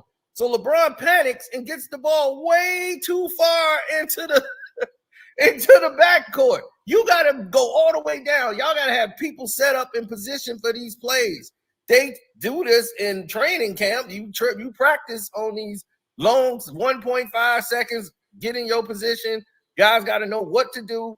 You throw the ball inbound to somebody at least at half court, and you try to get another pass quick if you can. That's what you guys gotta be trained on what to do in this situation. But you put in, because Darvin Ham off the free throw rotated D'Lo out of the game and brought in Taurean Prince. That's Darvin Ham. Now you don't have a fast guy that can get free. That's D. Ham. Now, is that LeBron call or that's Darvin Ham call? Whoever made that call, that was a mistake. Bringing Taurean Prince in with the last 20 seconds of the game. 26 seconds, you bring in off that free throw, you take D'Lo out of the game and bring in Taurean Prince in that situation because y'all wanted a taller guy out there for defense, but he wasn't even on Murray. Murray was shooting the ball. You got to know Murray is shooting the ball. If you're Darvin Ham, you know Murray is the guy that's going to do us in. It's not going to be the Joker. It's going to be Murray. Well, you can't say so that. I need my best defender on him. They didn't call a timeout. As soon as that free throw went, Denver went right to their set and went right at they wore the clock down, went right at the matchup they wanted. Austin Reeves, the undrafted player what that got who to was do with not me? drafted and was a poor defender. Everybody knows this about Austin Reeves. He's a poor defender. He tries. He's just, not athletic enough and skilled enough to keep this guy. If Murray can get any shot he want over him. And sure enough, he did. You knew Murray was going to go right to what he wanted. He did a driving shot on Reeves because Reeves was like, I'm going to run him off his spot. I know he want to shoot from this spot. He baited him into that, and he crossed and went right into his other side and just pulled up with a running jump shot. That's that's called variation. When you come, you don't have to take what you led them to believe this is your honey spot. That don't mean that's the only place you can score from. And Philly just beat the Knicks. That was a dumb. Yeah, that boy got game. Yep. And that did it. And LeBron forgot. He had a brain freeze and forgot they had no timeouts and went almost right next to the doggone guy inbounding the ball. And he looked back at the coach. He looked back at Darvin Ham, didn't realize, oh, yeah, that's right. All right, come on, give me the ball. See, that's something you cannot lose. Kind of break concentration. I thought he was mind the game. That's what I was saying. His mind wasn't in the game. That's what it was. All that liquor. You mean to tell me the smartest guy ever touched the court? That guy, he did the Chris Webber? Oh, he did that, man. I'm surprised he didn't call the timeout. He walked up that thing and they finna call a timeout. I'm surprised he didn't call it himself. He did the damn Chris Webber, huh? No. Oh, yeah. My page is called Carcino for Life, Mark West. Y'all some liars. I never did that. I knew. Oh, Carcino be on it. Oh, yeah. We had a 6-hour live stream, boy. The NBA was so mad at me. They didn't even want me to get on live. Right. Man, they knew what time it was. Then after I got on live, man, they didn't even suggest my video. They put it all the way at the bottom. Man, we had 6 hours straight, a whole panel of people coming up, new people tried to come up and defend LeBron. We had all kind of stuff going on. Like, leave him alone. He did his job. Like that old man going home. Well, right. He need to go to bed. I didn't know nothing about the timeout situation, and he forgot about the timeouts. But I did think he played well. I thought, ain't much he could do at his age, at least other than what he did the first half. Right, at least I will admit, the second half now, I don't understand why did you change it when it was working. But hey, I ain't in there playing. I might have you clean my house for me. Brian wanted to be the guy. Kwame, going down the stretch and get those layups. All good. Just don't foul him. Let him keep running up and down this court. I'm gonna have you on the other end, he's gonna be dead tired, and then he's under the rim trying to get the rebound and battle. I'm like, oh yeah, he got to wrestle with the Joker, and he got to wrestle with. I mean, he was not even looking at the basket. He had two arms wrapping around the Joker's arm. Joker is like, what in the world are y'all gonna call this or what? This man is sitting here grabbing me. AD, nah, they ain't gonna call it on LeBron. AD getting hurt didn't mean nothing. AD was right back in the game. He didn't even come out of the game. He was right back on the floor. So AD was there playing. Wasn't nothing to stop AD from performing. He was out there playing. They abandoned AD every game. Yeah. Yep. I ain't abandoning him. So he wasn't hurt those other games, and they wouldn't give him the ball in the fourth quarter. He'll get mad. Like, why y'all going against me? You keep trying to go to Austin Reeves and all these other people. That's LeBron. Yeah. That's the leadership we talking about. Knowing what to do in clutch situations. You look at a winning team and you look at the losing team. My company. Look at Denver and how they moved down the court. and down the field. Well, down the court, rather. But you see how they're in unison. Everybody know their assignments. Everybody know what they want to do down the stretch. They're really good. They saying, we know a system, we got it, and this is what we're going to do. These last 2 minutes, Joker is the star of that team. It's his team. But he know when it's time to close this game, we going to go with Murray. Damn, I'm mad because Murray I'm just mad had because a couple of hot I didn't live up to the draft class. I said LeBron played well. Damn. Y'all what the hell else they want me to say, bro? Because they mad. That's why they mad. Because LeBron. Yeah, you been hating. It ain't me that's mad. It sound like you mad. If I say LeBron, I thought LeBron played well. What the fuck else you want me to say? Hey. Right, I told you he the reason they lost the game. What? I'm not the reason. He is the exact reason that game got lost. No, it ain't. Don't take your Bron sexual love affair out on me, goddamn. I ain't the one lost the game. I said the nigga played well. Yeah. All right, he can come out there and help. He can help Kwame right now tear down that house and get it all scooped out, and they straighten it up. Airbnb. He got time on his hands now. That'd be great. He'll help me out like he did JJ Redick by coming on his podcast. He can come on my podcast. I can. He's tall enough. He can scrape some shit up. Right. Come out there. They can get out there and get some work done. It's time for him to go. All right. It's time for him to start thinking about life at the ball. Start going out there, do some gardening. You know, get him a tractor. Philly. You know, get his old man on.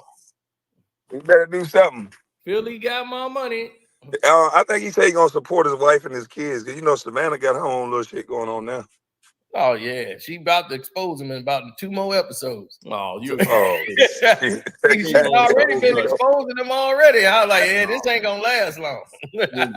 Oh, she been exposing LeBron. I ain't watching that episode. She been talking about LeBron. A couple of things on the episode. Everybody be like, man, yep, that sounds like Bron. She talking about. I'm like, oh yeah, it's finna come out. And it's one of those episodes he ain't gonna like. It's a matter of time. She gonna get too loose. Next thing you know, the wrong thing gonna come out. What is she talking about on her podcast? Well, she just talk about like traveling, relationships, just women stuff. And then, you know, they get to talk about this and that and be, oh yeah, because Bron did this and that. And you know, he don't like this and this. And be, oh, here we go. And sure enough, he ain't gonna like one thing she do, and he gonna be like ready to get off the show, and you gonna have to shut that down. You're talking too much. All right, this dude ain't about it. I'm finna watch Bryce. You know, he got my sons. He ain't thinking about that. All he thinking about is, in July, I gotta get ready to go to Team USA. Yeah, we finna go for the gold. So that's why Kawhi Leonard got shut down. They want Kawhi Leonard ready to play for Team USA. Wow. They want the Team USA. That's what matters. I wouldn't even goddamn even think about no basketball. You don't never get to see his damn family, really. Because you ain't so up in the he game gonna like be there and just the status, so he could just latch on to the superstar team. Bron, like, oh man, I can't lose with that team. Steph Curry, Kevin Durant. We got all superstars on that team. I can't lose. I gotta win something.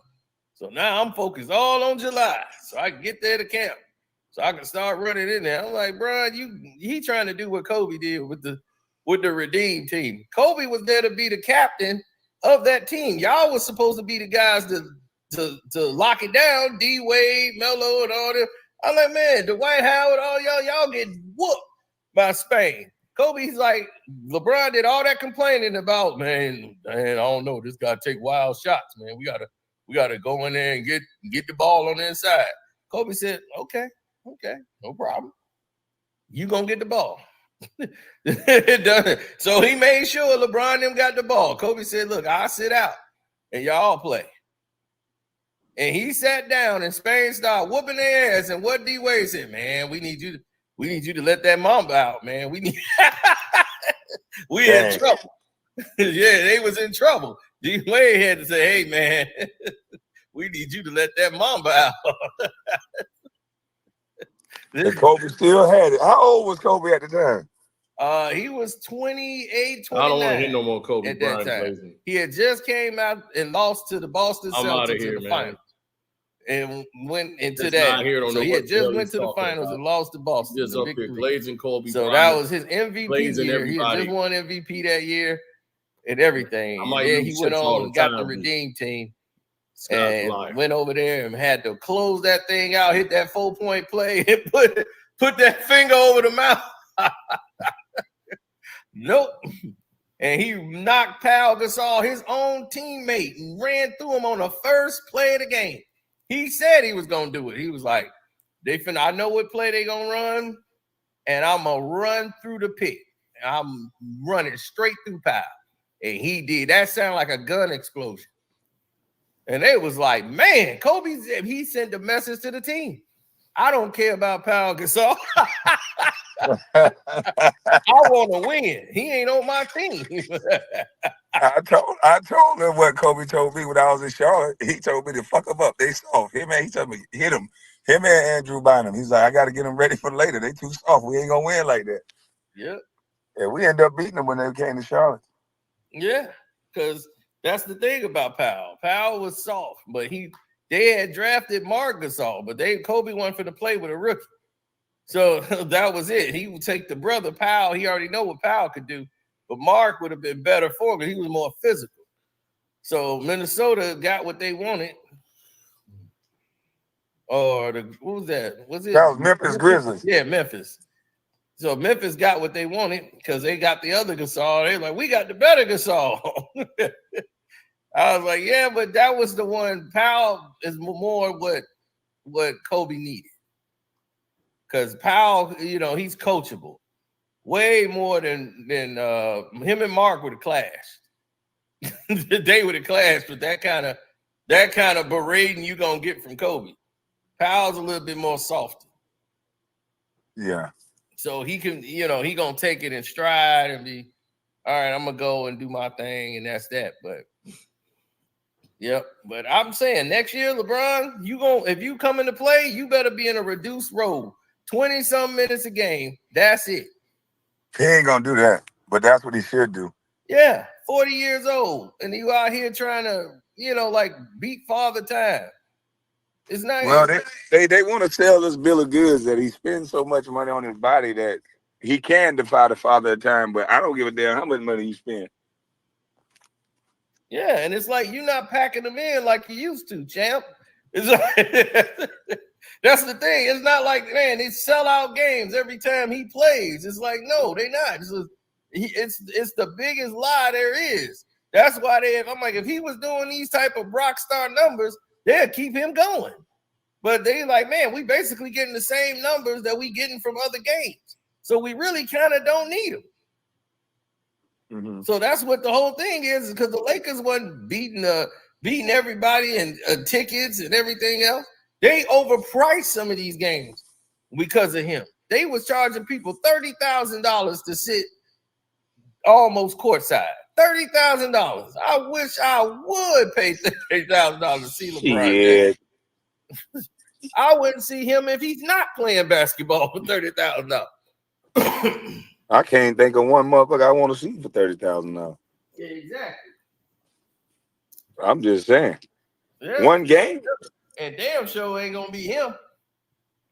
What you mean? Shit. Y'all some haters. If I see him for $30,000, it'd be to cuss him out. I'll be like, look, here's my 30. Hold on, I'll be hit at 20,996, 97, 98, 99. Okay, that's 30,000. All right, bring him in here so I can cuss him out.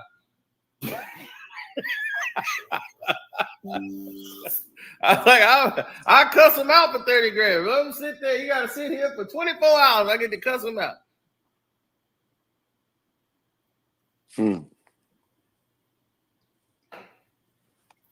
will pay.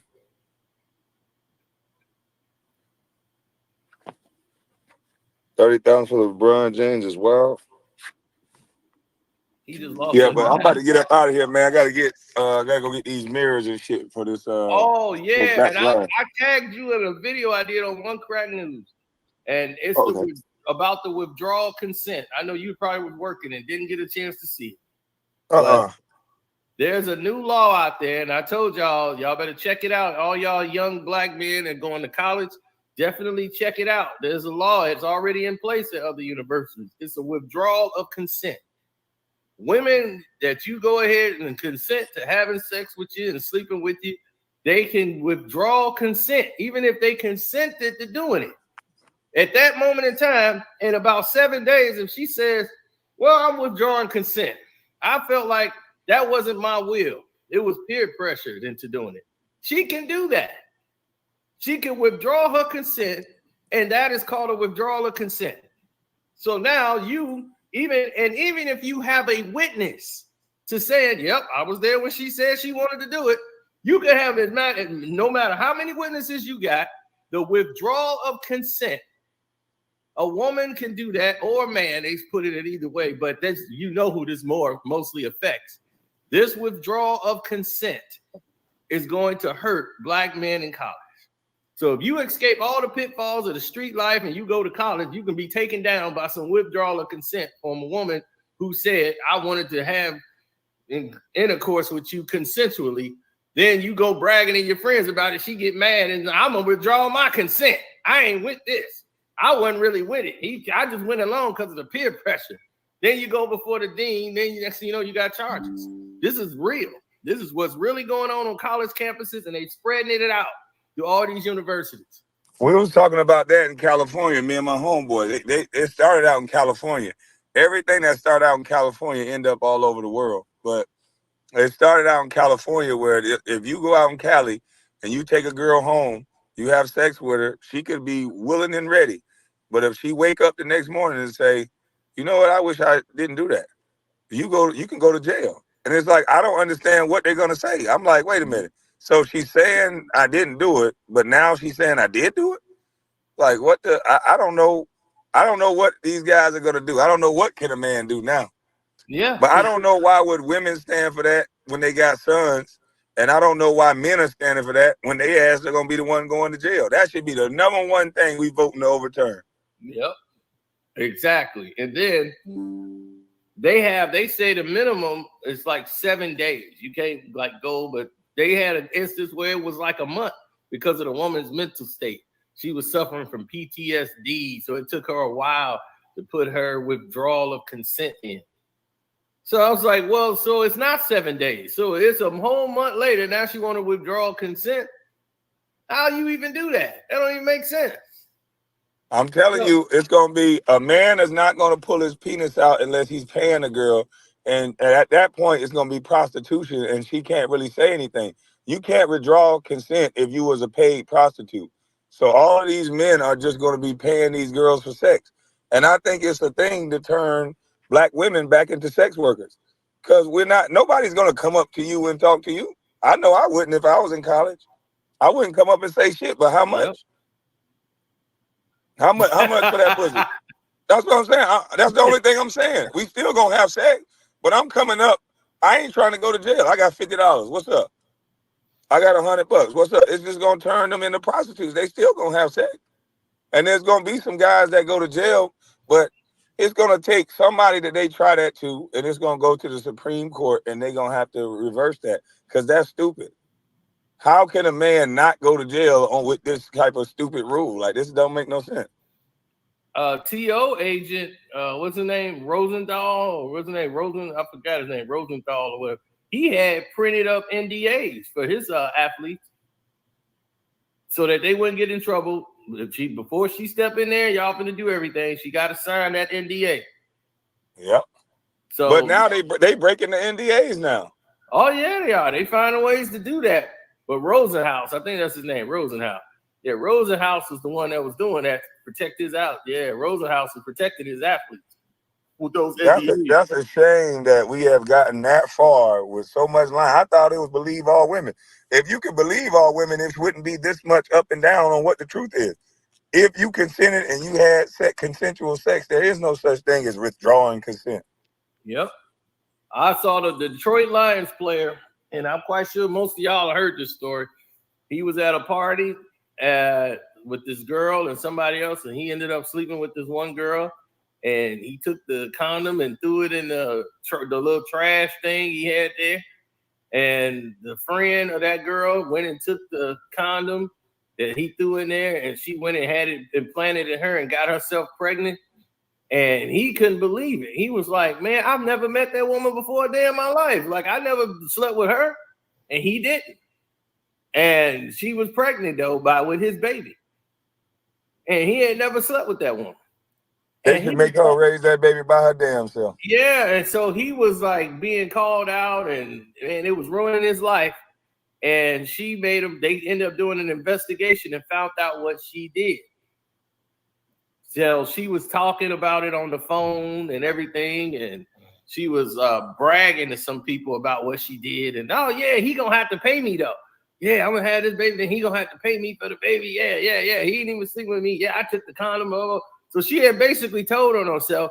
And when they did the investigation, they found out that's what she did. So he was off the hook for that because they ended up finding all the information on the investigation. But this ruined his career for the Detroit Lions. Yeah, that should have been extortion. Yeah, it was terrible. I can't remember the player's name, but I never forget that case. I was like, I will never forget that. No, you better not flush the condom. You better take that shit with you because it don't go down. That shit come right back up. You think you flush it, that shit come right back up. That's how them girls get you. You better put hot sauce in that motherfucker. Take it with you. Bag that motherfucker. Take it with you. That's why I don't play no withdrawal of consent law. She's like, what's that law again? He's like, what's that law called? Withdrawal of consent. Yeah, that's why I don't be. Listen, that's why I don't be out here. These motherfuckers got the game messed up. I don't even want to talk. You could be running into somebody that's the worst thing for you. Oh yeah, this one chick, she didn't want to leave my house. I was like, oh no, we can't have that. She was, man, I'm getting too tired. I can just sleep here and I can go. No, you gotta go. I was like, I called you a ride share. You have to go. You're not staying here. I'm glad you like my place, but you can't stay here. But they know that they can change that law. You can fight to change that law. That I think that should be men and women alike trying to work to change that law. I understand protecting women. I'm an advocate for that. I have daughters. But what I'm not an advocate of is that giving somebody so much power to ruin somebody's life that are emotional. I don't think that's okay. So whatever we got to do to change that, I'm going to talk about this again. But we need to figure out the steps to attack that law and have some people sign a petition or something instead of just talking about it, because that's going to ruin people. Yeah, exactly. Because I'm like, for black women in general, you got sons. So this is your cousins, your sons, your nephews. Most of them, they going to jail. They going to jail. Don't look at this as a woman. And this is what I don't want them to look at this as, don't look at this as a help to women. This will not play out as a help to women. This will be a hurt to your sons, your black uncles, your teenage boy go out and have sex on a college campus. He's going to be in somebody's goddamn courtroom, and you never thought it was going to happen to you, but it's going to happen to you. What it's also going to do is it's going to make it really weird on how men and women interact. There's already men not buying women no drinks. They're trying to go 50-50 with y'all. They're not trying to even marry you. Y'all gonna make men only want to have sex with you when they feel like it and never have you around.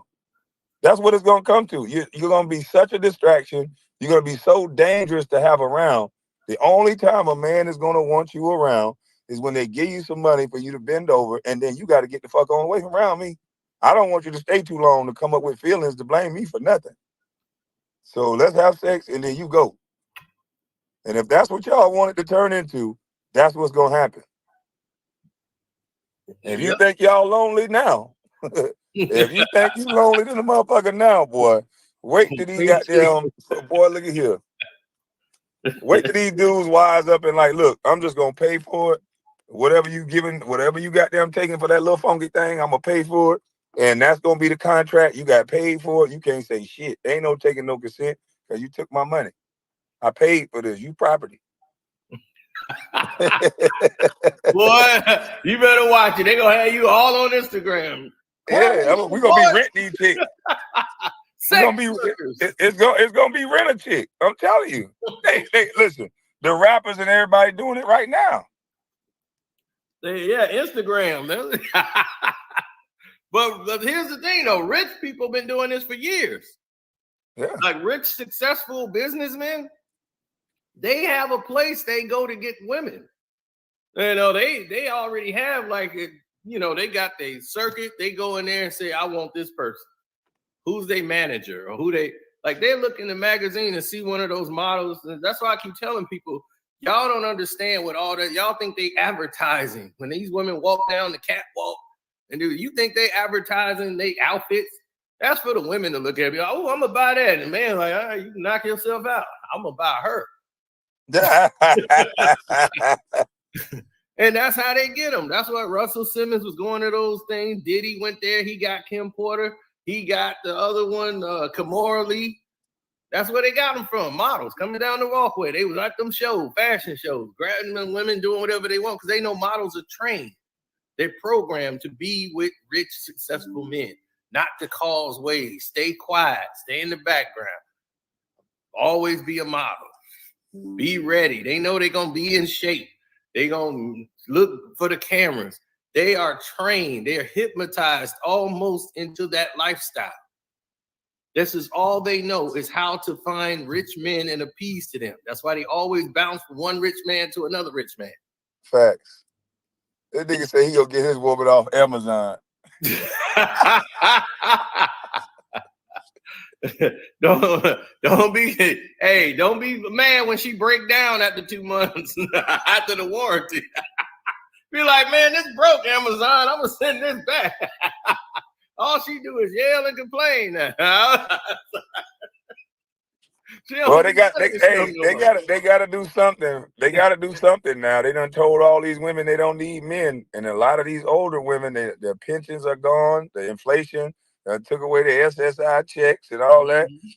So it's if people don't know it or not, there's a large population of elderly women who are homeless, and people may not know that, but it's a lot of homelessness in elderly women, unmarried, unwed women, and those are going to be the women that be throwing cases on these niggas. And all of the major jobs that you just talked about are dominated by men. Construction, 98% male in the construction field. Firefighters, even in the police department, engineering. A lot of this is dominated by males. These are 80, 90% male hiring jobs. So you're going to need this. This is definitely a man is around everything that you're going to need to survive in the world. It's not too many female plumbers. It's not too many in lawn and garden, like landscaping. That is a 90% male business. 90%. So, and the one female, she just owns the business. So that's just it. But she's not out there doing the work. This type of labor that they have in the world where it's still, you need a man to do. A woman is not put in those fields for a reason. Most truckers, it's a transportation business. They have some female drivers, but that's 87% male dominated. Mm-hmm. So you're looking at, so when you say you don't need a man, no, you need a man. You just don't know it. That's the thing. Oh, but when they find it out, they find it out too late. Yeah, that's the thing. They trying to make you believe it's the man's fault and you don't need a man. But that's why you struggling, because you don't have a man. You had a man, you wouldn't be struggling. Oh, they get men. They just only get them for the fun phases. That couple of months here and there, maybe a year or two, then it's over. Because it's all about them. You see, if they don't, how many times I was telling this girl that I said, how many times do you keep saying us? You keep talking about me and I want this and I want that and I want this. What you done for him? Oh, he like what I do. He like it too. I'm like, he ain't said nothing. He know he like going over there. We going on this trip because here's what He ain't said he wanted to go nowhere. You ain't asked him nothing about what he want or what he like. Right. And then when a man don't want to go, they get mad. It's like, no. Man, all he said was, man, stop, man. You're going to get me in trouble. Get me in trouble? Oh, see, he one of them niggas. Oh, yeah. He just like, man, it's just better, man. I don't want to hear no yelling. You gonna get I don't either. That's why I leave. Yeah, he like, man, you gonna get her going, man. She's like, boy, what are you telling him? Will you tell him you don't mind? He's like, I don't really care one way or another. He married to us? Hey, he married to us here? Yeah, he married to us, so. Oh, that means he's stuck. I can't have no hollering ass wife. I'm sorry. I get divorced quick. Oh, yeah, she loved to holler. But see, she runs everything, and that's some men are like that. They used to being like having their mama around and mama, so they need that mothering figure, and so the wife becomes the mother. And this is where the male and the wife who want to be in a relationship, and she said, well, he keep thinking I'm his mama and treating me like I'm his mama. I got to baby him. I was like, because you let that happen early on. You got to set that stage from the beginning. Saying, look, I ain't your mama. I'm not going to do this. You got some of them, like right now, they call their wife mama. No. Mama. Go see mama. I mean, go see mama. They don't even know how to dress themselves no more, Kwame. They're weddings, and yeah, they run out there and they go, do I look good in this? When I do get dressed and I ain't got on no old ass just boots and shit, I know how to goddamn clean up. Right. And then they don't even trust themselves no more, because women are the master manipulators. I was like, y'all grow up manipulating men. Well, we don't. I'm like, yes, you do. Because y'all start right off. Y'all go through the whole laws, but y'all go right to the grief. Y'all start right off with guilt and grief. Well, I have a hard time. This is going on with me. This is going bad. My car breaking down. Y'all start off with that. Y'all name. Y'all go right to the guilt. So the guy I reconnected with a chick. She tried that shit with me. I reconnected with her. She was like, yeah, I got a lot going on. And that was our last conversation, right? So I talked to her about 3 weeks ago. She was like, it's been months. I ain't talked to you. This is that. She was like, is there something I said? What did I do? I said, it seemed like you had a lot to figure out. So I just gave you time to figure it out. Right. The first conversation you have with somebody, you telling them all your goddamn problems and woes. Right. Like because they know men are natural protectors. See, men come in. Our first stage of manipulation of men is the flattery. We come right in with the flattery to loosen you up, get to know you. Then we come in all in with the other steps. So men like to do that. They want to isolate you. They want to say, don't trust them. Listen to me. I got your back. Then they start turning into possessiveness all down the road. But this women start off with the guilt. They skip all those flattery things early on. You don't get none of that. You start right off with guilt. They come right through the door with it. I was like, yep, from that point on, and that manipulation, next thing you know, women are using cold words. They say suggestive things. They never talk direct. Women will sit there and lie to you. I'm very direct. No, you're not. I hate that shit. I'm like, I can hear that you bullshit me, man. Yep. When a woman says, are you going to wear that? That means you better go change. You ain't going out nowhere with me wearing that.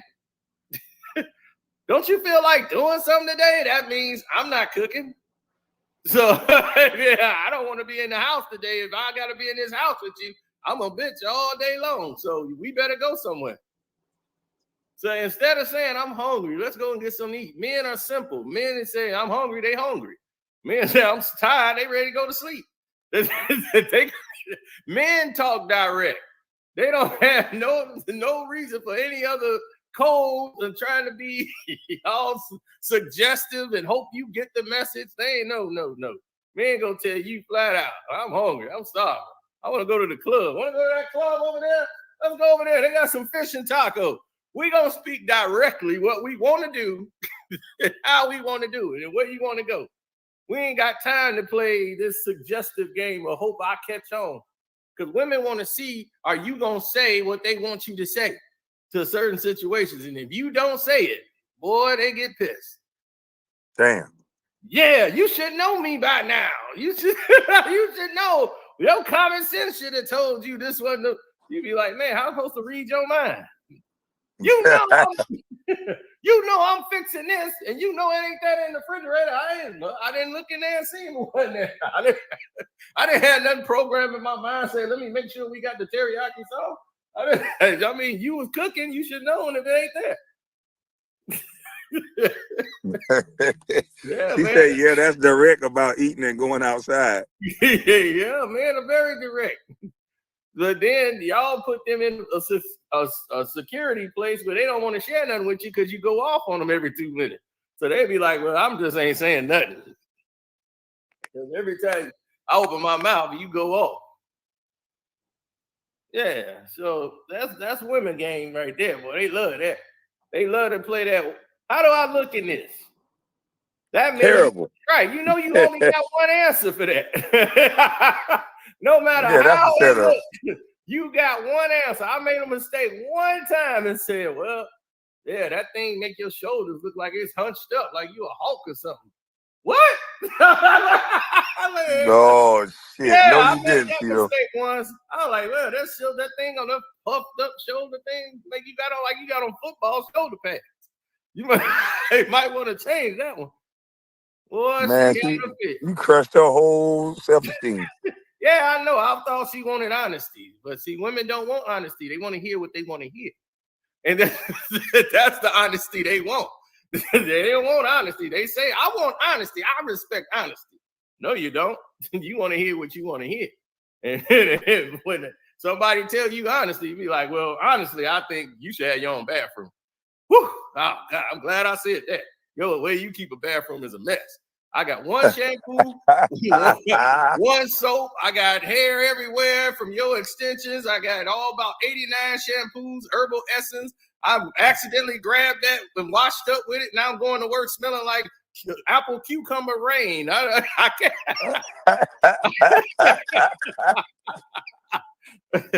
You got a shower caddy. A shower caddy hooked to another shower caddy with another shower caddy holding up shampoos. I'm like, and scrunchies. I can't even get in this damn shower. No, you need your own bathroom. I'm glad we got that done. I'm glad this. Right, she got me going to work smelling like summer rain. They talk about apple cucumber rain. I'm dead. Yeah, I was like, man, this really went down. I really had this conversation with a woman. It didn't go to what she thinks. She wanted the honesty. I gave it right to her. That way she kept her bathroom was atrocious. I'm like, you can't live with me. Your bathroom and me ain't gonna make it. You be bringing this in my house? Hell no. Who called to clean this up? I'm like, all this hair in the bathroom, you need to get, oh, hell no. The whole counter is just covered with all kind of makeup and powder kits and mirrors on top of mirrors. And I'm like, what the hell are y'all got going on in here? How many people in this bathroom? Shit, you would think it's 20. Yeah. Got a closet full of shoes. They ain't even organized and put together. Like she just threw them all in there. I'm like, it'll take you 30 minutes just to try to find a pair. I was like, oh, no. You talking about being with me? I can see that. We'd be on Hoarders. Damn. I'd be like, we on Hoarders. They'd be like, Cino, what's going on in your life? This is my life now.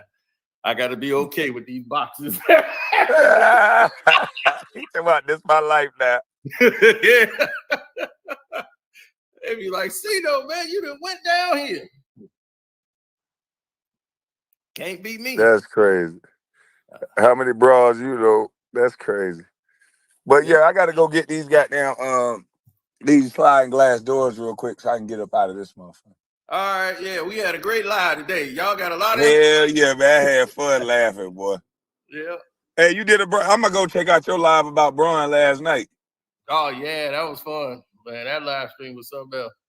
That'll give me something to listen to while I'm helping them well, I'm just gonna pick them up. I don't think I'm gonna help today. I'm just gonna watch. Fuck that, I'm tired. All right, thank y'all for having me on. I appreciate it. Y'all cracking me up in the chat. Oh, the chat undefeated. Yeah, I know. I know the women are like, that is not me. Yes, you too.